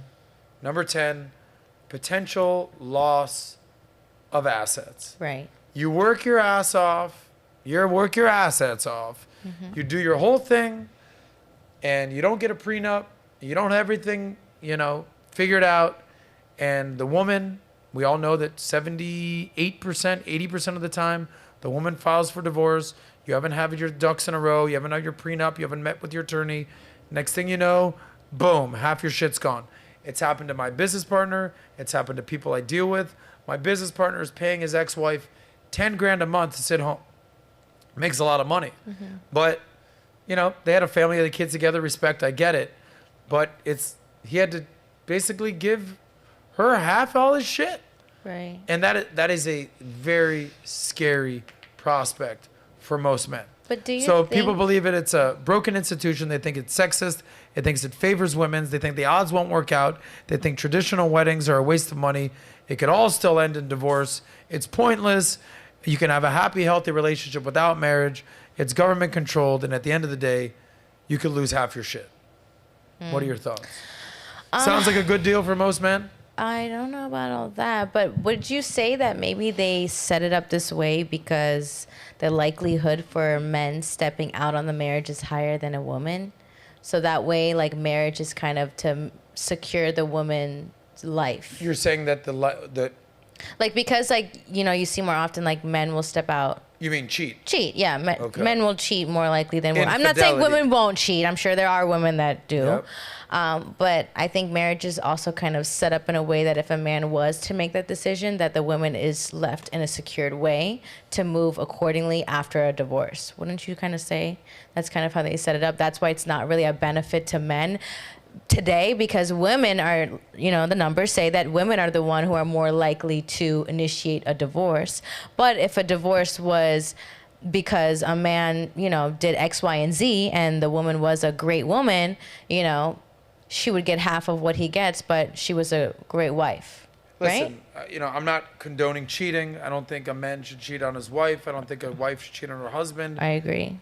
You know, I'm just going to put that out there as a PSA. Right. I will also say there is a difference between how men look at sex and how women look at sex. Men are able to compartmentalize Sure. sexual activity physically, and just because they're attracted to a woman, you know, they would sleep with them. Whereas a woman is, if she steps out on a marriage, a lot of times it's because she lacks the feeling and emotion that was once there. I get it. But for me, you know, let's go down a rabbit hole right now. Let's say that you have a married couple. The guy goes to Vegas on a trip because it's his best friend's bachelor party. They go to a strip club. Something happens in the strip club. Who knows? Someone sees the guy in the club. Who knows? He's ratting on the guy. Now he comes home. The wife's like, where were you? Oh, I don't know, nowhere. You were in a strip club accusing, and she gets all crazy and jealous. And now there's this guy that loves his wife, is losing half his shit because he went to a strip club one time. But he did something there. But that's my point, is he did do something. But, like, now the guy should get divorced, lose half his shit, lose his kids because he went to a strip club? To me, that makes no sense. No, I don't even think women will just divorce you just because you did, like, one thing. I think it would have to be, like, multiple things added up for her to be like, I'm done with you. That's fine. You know what I mean? So I But don't know. should you lose half your shit because of it? I Not mean, me. I don't think you should lose half your shit, but if you have a woman that has nothing and you did that and then now you want to leave her and then it's like now you leave her with nothing, that's also not fair. Well, that as can well. be written into the prenup. Right. The longer that your marriage is, the more prenups. kids that you have. I'm okay with prenups. the more I'm you not can opposed get. to it, but it's just something that to consider as well. Like there also are like good women out there who, you know, they're in a marriage and maybe the man does do X, Y, and Z, and a man will initiate a divorce, and then the woman is left high and dry, and then it's like now she's gonna go back to work, and then now she has kids, and her to find a man is harder, and you know, there's other factors to factor into just like Well, a this divorce. is why we have this conversation, so you Yeah. can get the man's perspective, you get the female's perspective. Yeah. It's what it's all about. This is what is known as intersexual You know what I dynamics. want to get a perspective? A married man perspective. Mr. Joey, what is your take? So you recently just got, you know, married. Why did you decide to make that decision, especially in today's time with knowing, you know, all of these factors? What was like something that you really believed in that you felt like you wanted to make that decision? First off, I'm very old-fashioned. Okay. Right? Second, I've been with my wife. Before we got married, we were together for almost 10 years. But we've had all the important conversations. Finances, kids, especially with everything happening in the school system, you know, the trans community, which we have so much respect for. But let's say we do have a kid. He's 5 years old, comes home and asks us. We have discussions on, all right, if this question comes up, how are we going to handle it? Right? So we asked ourselves a lot of questions. We've had a lot of prep through the church that they provided for us. So I think all those top 10 reasons why men don't think that they should get married is because of the lack of preparation beforehand. I like to hear that. Proper preparation prevents poor performance. We all There know it that. is. Shout out to Kai Lode. But yeah, difficult conversations. And we all know, listen, we're not anti-marriage. You just got to know what you're getting yourself into. Right. Before you literally walk down the aisle. Before you walk the plank. No. Stop that. Don't say that. Okay. I won't say that. Let's move on. We're gonna fast forward through that 3 mistakes that husbands do. Shout out to everybody in the chat. We appreciate you. We got 1,000 viewers, 1,400 watching. We appreciate you guys. Like, comment, share, subscribe on a Tuesday. Appreciate you guys in the chat today. Shout out to you. Hell yeah. Thank you guys for being here. We appreciate you. We love you. We're all about appreciating assets. Yes. Your car. I thought you weren't going to finish that. Assets. No, it's appreciating assets. We're all about appreciating assets. Your money, we want to see that stack and grow and grow and grow. Stock, crypto, real estate, commodities, your wife, your life. We appreciate you appreciating assets. I'll tell a funny story. One time I was asked to be a guest speaker at a school. Oh. It was, I want to say, it was in Miami, obviously, but I think they were 10th graders. And they asked to explain how money works. And it was me, and it was actually a buddy of mine. He's a financial advisor, super smart guy. And some of the stuff he was saying, it was just a little above their head. He's like, well, if you invest in the S&P and the stock market, I'm like, dude, these guys are in 10th grade. Let's break it down. I'm like, guys, it's all about appreciating assets and depreciating assets. And I was like, what do you like? Shoes? He's like, I like shoes. I'm like, all right. Well, when you're wearing those shoes, would you rather people be like, hey, man, cool shoes. You look good. Hey, great shoes, buddy. He's like, yeah. And I'm like, would you rather you say, look at the bobo-ass, whack-ass shoes. You ain't shit. He's like, no, that doesn't make me feel good at all. I'm like, exactly. You want to be appreciated. You want your assets to appreciate. He's like, cool, man. Now I get it. I want things that appreciate. Yeah. So I'm like, well, don't spend too much money on the shoes. But now you understand what appreciation is. You want to be appreciated, not disrespected and depreciated. He's like, now I got it. Now that kid's a billionaire. So shout out to you. All right. Hey, sauce is for the Angel kids. is on the ball. Boom, boom, boom, boom. Sauce boom. is for the kids. We love it. We just talked about, men being concerned with walking down the aisle, walking down the plank. Nat doesn't like that term. 10 reasons why men are avoiding marriage these days. But if you're in the following cities, you may really want to consider not getting married because your marriage don't last too long. Okay? My choice. So here's how long marriages last around the world on average. We all know that the divorce rate is somewhere around 50%. So in 2015, the Hopes and Fears examined how common divorce is, as well as the average marriage length in some of the world's most major cities, including here in the United States. So in Rome, Italy, marriage will last somewhere between 15 and 18 years. That apparently is the longest lasting marriage. Now, this doesn't count marriages that stay together forever. Oh. This is factoring in the divorce rate. Oh, See what I'm saying right now? Yeah. So if you get married, right, you get married forever. But if you get divorced, you get factored into the divorce rates. Right. So that's how this works. So in Rome, Italy, you will stay on average married between 15 and 18 years. Shocker at what the number one thing on the list is right here at the end of the list. Ottawa, Canada, you'll be married almost 14 years. Shout out to you Canadians out there. Paris, France, the city of love, the city of friendship, the city of sexiness. It's kind of dirty. Your marriage will only last 13 years. Surprisingly, even the city of love isn't immune to failing marriages, with the divorce rate at 55%. Wow. The average length of marriage is 13 years. Then we come to the United States of America, greatest country in the world, New York City. America. Love that city, America. New York City, marriages in New York last more than the national average, which is at 12.2 years, with the other states also doing between 10 and 14 years. So New York City, marriages last 12 years. Mexico City, shout out to my Mexicans out there. The average marriage in Mexico lasts around 12 years. The divorce rate is only 15%, but other studies show that many couples have been breaking up after only 2 years of marriage. In America in 2011, the Mexican government issued temporary marriage license to make divorce easier for couples. So now we are trending in the wrong direction. If you're living in any of the following cities, be very wary before you get married. Tokyo, Japan. Tokyo. Okay? Average marriage only lasts 11 years, according to the national census. Its average marriage lasts no more than 11 years, with a divorce rate at 36%. Divorce ceremonies have also become very common in Japan, with a separation ritual to recognize that the couple are going their separate ways. You know, you want to have a honeymoon, you want to have a party, you want to have a ceremony. Well, welcome to the divorce party, y'all. It's going down in Tokyo. It's sad. Okay? That's sad? Yeah. Well, those people were ready to go. Number 7 is Cape Town, South Africa. Africa. So, Africa, which I'm trying to get to this summer. So if you know anybody in South Africa, You are? let me know. Yeah, I have a good friend in South Africa. I'm getting over there.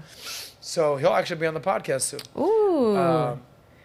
So South Africa, the average marriage lasts 11 years. With the divorce amongst couples rates varies by age and sex. Men typically divorce between 40 and 44, whereas women divorce between 30 and 35 years old. That makes sense to me because men are typically marrying women younger than them. All right, so then you got Cape Town. Then you got Sydney, Australia, where the average marriage lasts slightly under 9 years, 8.7 years. However, they also found that couples tended to stay together for the sake of their children. That's what's going on in Sydney. Again, stay till the end, because there's a shocker alert what's happening over here at the end. Number 8 London, England, 4 to 8 years. is London, England, 4 to 8 years. Not a long time At all. in bloody London. I don't know what's going on over there. The average marriage in London typically ends in divorce after 4 to 8 years. You know, they're talking about getting the 7-year itch. They're getting a 7-year switch up over there. So they're putting the divorce rate at 42%. However, the national average marriage lasts 11 years or so. So these are city specific, not just the country. And drum roll, please. Which marriage lasts the least around the world? It is none other than Doha, Qatar. 5.5 years. I think a lot of it has to do with the World Cup was just there. They saw Cristiano Ronaldo run around with his fucking shirt off. Next thing you know, half the country's getting divorced. I don't know what's happening there, but that is a shocking situation to what's happening. Because you would assume in the Middle East, once you get married, it's like, sorry, lady. Yeah, you're done. You're locked in. You ain't going nowhere. No other country was on there. No other Middle Eastern city was on there. It was all cities from around the world. But interesting that Doha, Qatar, the divorce rate is 38%, with the average marriage lasting only 5.5 years. Report in 2011 found that 60% of couples separate within 5 years, some not even consummating their marriage. What is happening with Doha? They got you all in check. I don't know. I'm a little shocked. I thought some of these places would have a little bit longer of marriage rates than like New York. I'm like, you guys just staying together because it's hard. It's like expensive out there to be divorced. Yeah. Well, friendly warning. When you do walk down the aisle, you get married, and your Yes. husband or you decide to go on a honeymoon, Yeah. you know where you shouldn't go? Doha, Qatar. Definitely not. Stay the hell out of Doha. I'll make note of that. Thank you, All right? Adam. No problem. Nice, nice. Awesome. 3,000 viewers. We appreciate you guys. Make sure you guys hit that like button, subscribe. That should just What's shut happening up. right We now? appreciate you. What is happening right Yeah. now? Thank you, guys. Cha-ching. Oh, shit. We love on it. a Tuesday. Tuesday. Anyway, I want to play this following clip. Again, shout out to Fresh and Fit and all that they do. We're planning on doing a live event, live podcast with them in the coming month. Stay tuned for Yes. details. But sometimes if you watch Myron and Walt do their thing, they just drop knowledge bombs all the time. But sometimes they have guests on that you're like, oh, okay. All right, player. All right. And the following guest that they had on had something that actually struck a chord with me, and I want to revisit that right now. So here's an amazing clip that we took from Fresh and Fit. Shout out to you guys. They had their buddy on. Scroll down and see if you can see his name. I don't know, but this guy's got... no, we just lost him. Start it over again. But this guy's got... he clearly bought his... He bought his tickets to the gun show. This guy's packing. Angel, what are you gonna say? He didn't hear that. Okay, Oh, gotcha. there's So another clip. it could be another play. You guys are allowed to talk. No worries. Let's get. So go to this clip. Right. Yeah. Turn that clip off. Here's this clip that we took from Fresh and Fit. Like themselves, bro. No, we just this lost whole persona So about it's over again. But this guy's got. It's the YouTube channel. He clearly bought his. All right, let's start this thing over again. Okay. Let me know when we're ready. We try to give Fresh and Fit a shout out. All right, sick clip from Fresh and Fit. Let's play it right now. I think a lot of women don't like most men because they don't like themselves, bro. This whole persona about bad, like it's all a front because most women are insecure themselves. Yep. They understand that we have more expectations. So when you go through life as a woman, not having expectations, not having to level up or do the self-improvement, it's kind of like a self-hate because you get all this love and attention and then it quickly goes away when you're in your 30s. When you don't earn anything that you have, like a lot of hot chicks, they don't earn the status, the trips, the getting on the boat. It's kind of like an empty feeling because when it all goes away, there was no substance behind it from the beginning. Right. Opposed to most men, for us to get to where we are, we have to bust our ass, go through school, start a business, go through failure. So if we get down the road, it's like no matter what happens, we still have this, hey, I built this. Yeah. Most men don't go through that. Yeah. So it's like an emptiness in them that they try to deflect on men. I think a lot of women don't. I like that. You like that? Bring him on the podcast. All right, I'll tell you why I like that because I'm going to use a Yeah. golf analogy. Basically, what he's saying is that a woman will get their success on the front nine. Okay, so they're getting invited on boats and yachts and trips, and they're doing their thing, and they're hot, and they're sexy, and they're young, and they're, everyone's sliding in their DM, and every guy's interested in them, and all of a sudden, next thing you know, they're 33, they're 34, they're 35, and all of a sudden, those invitations, must have got lost in the mail. Or in the boat. Or on the boat. Boats are hoes. But what then happens is the man, he didn't get those invitations to come on the yacht. He didn't get those invitations to come on the boat.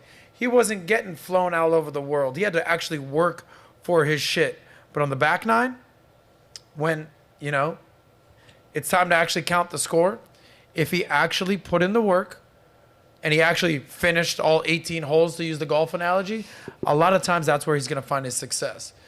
Sometimes they'll say, I'm not a golf guy, but they say, let's meet on the 19th green. That's basically in the clubhouse after the game where you can cheers and grab your beer and get your green jacket potentially.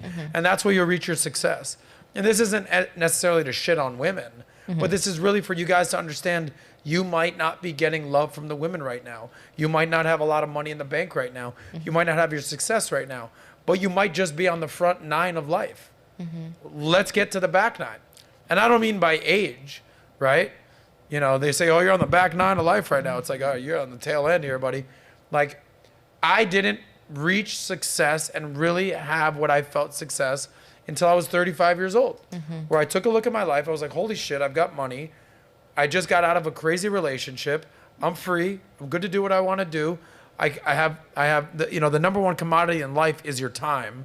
I had time on my side. I had money on my side. I just got out of a crazy relationship. Life was good. I felt for the first time, I'm like, I'm successful. Yeah. Here I am. It took me 35 years. And now I'm still finding my way at 42. So if you're 22 and you're 25 and you're like, why don't I have success? Good things take time, baby. Yeah. This is phenomenal insight for women. Like, I know a lot of women, you may see the girls on the boat and the girls with the nice things and the whole facade, but that doesn't mean that that's going to be forever.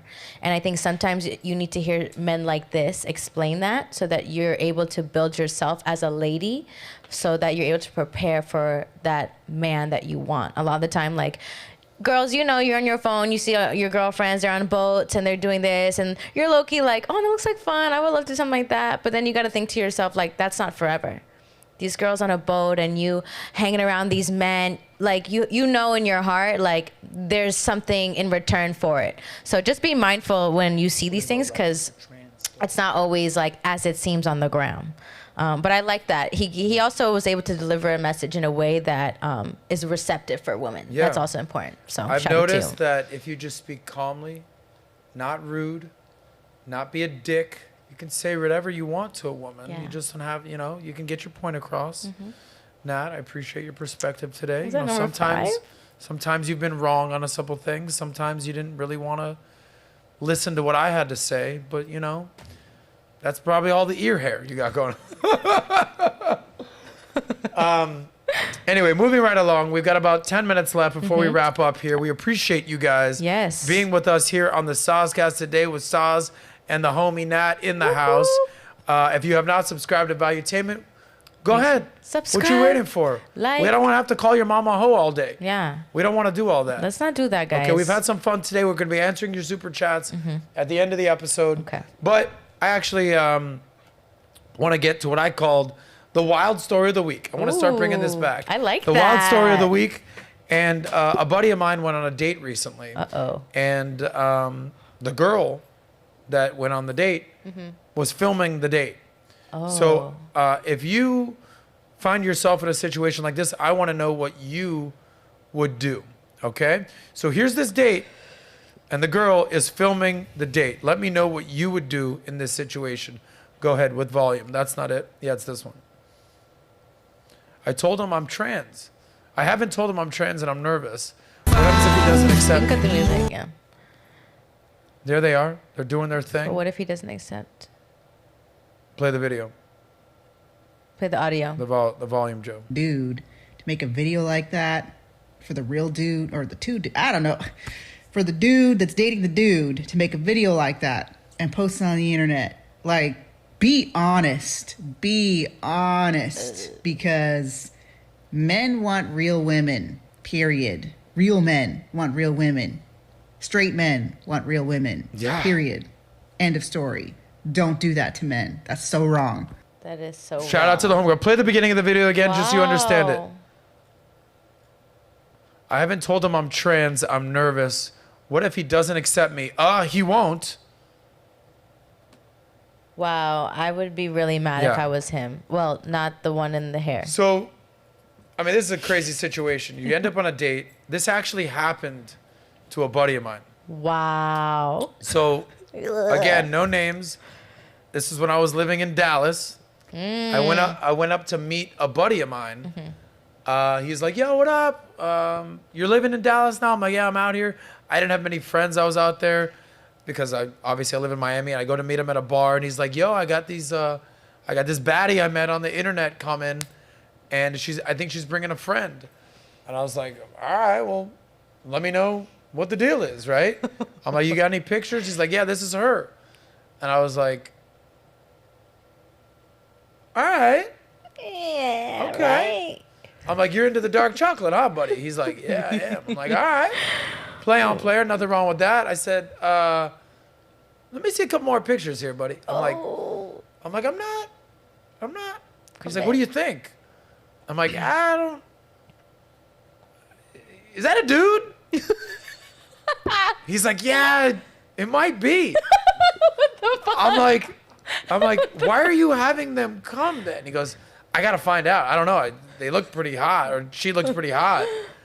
And she shows up, and it's an attractive-looking woman in a dress, and she's got all the things going on. What was the... And she brought a friend, and the friend was just fugly. I'm like, I'm out, player. Like, For sure. Like, I don't know what the friend is.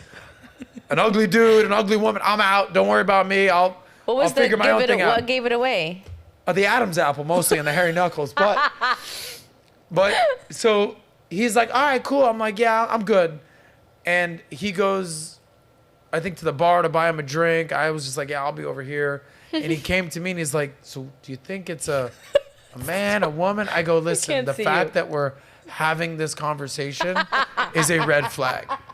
The fact that we're even having the conversation, like, is it or is it not, means you need to fucking abort mission immediately. Shit. You don't know if the person you're working with is a man or woman. Just live to fight another day, player. Just live to fight another day. You don't need it that bad. Go home. Do what you got to do by yourself. You don't need to take that man or woman or man-child home to do your thing. That's a shame. So as it turns out, the dude hit me like a couple days later. Is like, yeah, she admitted that she was a dude. I was like, God bless you, player. I'm like, I have not wingmanned him since. Good. Good, Adam. Good. Listen, I don't think there's anything wrong. Like, if you want to make that decision, you want to change your life, do all that stuff, go for it. But there's a lot of value in being honest, you know, like tricking people into dating you just because you're not sure if they'll welcome it. I feel it's more of a risk to not be upfront than it is to be upfront about it. You know, I'm sure it's going to be harder for you to find a partner with that decision that you made. Yeah. But you shouldn't make other people question themselves, their sexuality, because you're scared, you know?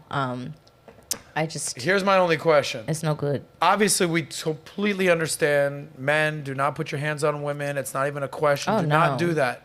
But if it turns out that the chick that you were with turns out to be a dude and they lied to you on a date and they're a man and they still got all their parts intact, I think you're allowed to punch that dude right in the face. That's just... I wouldn't even condone that. I think it's just already humiliating by itself, and I feel like doing that would just make things even worse. It's just a shame. No. Anyway, they're on their dinner date. That was not on the menu for the dinner date. Anyway, so here's the thing for Nat. I know that you take pride in figuring things out. You're kind of a sleuth. You're kind of like, oh, I know what's going on. I bet. So here is a group of Hooters girls. All very feminine. Okay. All very beautiful. Not yet, Joe. And I want to see if you can identify the one trans in a group of women. This is beautiful women, Hooters girls. There's one guy. So I want to see if you can locate Waldo. Let's play Where's Waldo? It's beautiful Hooters women. Let's see if you and your sleuth-like activity can locate. Why are you laughing like that? I just don't think you're gonna be able to do it. That's why.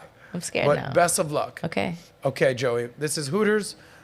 Let's see. Stop it. What the fuck, Adam? Can you find him? Adam. Punch in a little bit, Joe. Adam. Anyway, can you tell which one it is? That is unacceptable. I think Pat's here. That is unacceptable. Maybe he's here? Yeah. That's unacceptable. Okay. Oh, there it is. Hey, Pat. We got PBD in the house. We got PBD We're in live. The house. We're live. We're finishing We're up live on the SOSCAST. Come, jump on. We got PBD. How you doing? Hey. PBD in the house. How are you? Great. You got to get lower so people to see you. There we go. PBD in the house. But David, I don't know how we broke into the building. A bunch of people watching you guys. Yeah, we have like 3,000. 3,000. Yeah. We're having a great episode today. I want to see if Natalia could not do it. PBD in the house. What's that? What's up? Just my video. I'm taking a video. We had a whole great episode today. We're talking marriage, life, divorce, this. Here we go. Okay. Natalia couldn't do it. Don't do this to him. Natalia couldn't do it. There's a group of beautiful Hooters girls. Okay. And I tried to see if Natalia could find the one trans guy. You have the picture? We have the picture. Let's see if PBD can find. Are you joking? You see what Adam puts Could me you do through on it? here? Nat said the blonde girl on the right. I'm like, no, Nat, that's not. This is a joke, right? It's a joke. It's a joke. It's a pretty easy one. Here. Anyways. You do this to Pat. Why would you do that How you to doing, him? man? I like this guy's outfit already. You know that. Yes, Stealing my look. very SOSCAST. Welcome, everyone. No, go ahead, guys. Go ahead, guys. Yes, make your rounds. Anyway, you never know what happens here on Valuetainment. Never know. Our CEO, founder, PBD might just pop in. You never know. Never know. But we're having a lot of fun today, and we appreciate you guys being here today. With that being said, we got to wrap up today. Nat, was there any super chats we want to get to? Yes, we actually had before a we few sign out? I wanted to read. Okay, so we'll start with, and shout out to you. I'm not sure if I'm pronouncing it right. It's Rido, RIYHDO. He $50. So you're the highlight super chat today. Thank you for that. Oh, Rito. He said, I am 24 male and my girlfriend is 25 female. I gross $50K a year with $50K in stocks and savings combined. My girlfriend wants marriage and kids around 30, but this has put a real heavy burden of performance on me as a man. Should I walk away from her and get married in my prime? And then he had a follow-up. He said, I really like this girl and do want to marry her, but I feel like she might leave me if I don't perform. Do I just have to have an abundance mindset? I love how he ended it with that. Yes, you need to Yes. have an abundance mindset. But anyone that just gives you the answer to your entire life on a super chat on YouTube, I'd be weary of. So respect to you for answering that question. We have an amazing app called Connect. Okay, and we can schedule calls, and I do this all the time. Yes. Where people can ask questions, you can respond. We can do video chats. This is the type of conversation that is worth millions of dollars that you can do for hundreds of dollars. Okay, this is your life. This is your marriage. This is your future. This is your legacy. Be very protective of it. Be very smart with your decision making. Have conversations with people. Don't feel pressured to do anything, okay, or get married anytime soon if you're not up to it. Stay the course. Play the long game. I'm not saying not break up with your girl. I'm not saying to break. None of that. But I appreciate the question, Rito, and just slow your roll and download Minnect, Minnect, Minnect. We'll put it down in the description. But anyone out there that has questions about their money, about their life, about their relationships, about their dating, this is what I do on Minnect, is what we do on Minnect. We have business leaders, we have thought leaders, we have professionals, we have entrepreneurs, we have CEOs, all on the app for you to ask questions, and it's called Minnect, so you can connect by the minute. You pay by the minute. Love that. So it's an awesome app. Check it out, Minnect. Let's wrap up. That was the last one. And I actually want to give you a shout out specifically for that app, because you really take those Minnect calls very, very serious. You are always like, I got a Minnect call, you have to wait. And I love that. I think it's where you get to really pour into your audience and give you guys that time and to connect with someone like Adam. So conversations like this, you can get a little bit more deeper and intimate. I think there's more stuff involved. So I think that would be great for people to connect with you on there as well. But thank you for the super chat. We appreciate it. It's good to give you little sound bites here and there about maybe what you should do. But just consider all aspects. Don't feel pressured to do something that you don't feel prepared for. I think it's a matter of making your girl feel comfortable and confident on the route that you're going as well. But yeah, for more of that kind of intimate conversation, definitely connect with Adam on Minnect. I'm on there as well. But I think getting more male advice for the situation would be a good idea for you. Let's make sure that we have the Minnect app in the description below, but that's an awesome app. Download it, check it out. Like I said before, we're all on there. Yep. If you've got questions, if you want answers, if you want things to process, download Minnect. It's where it's at. Anyway, we're at the tail end of our new Tuesday episodes. You heard the announcements. You heard who we have coming on in the next couple weeks. We'll have details on all of that. We got to go pay some bills out here. The lights are turning off around here. We appreciate you guys for being here. Give us a sub. Respect. Much love. We out. We'll Save see that you money. Friday. Friday. See you Friday. Bye, guys.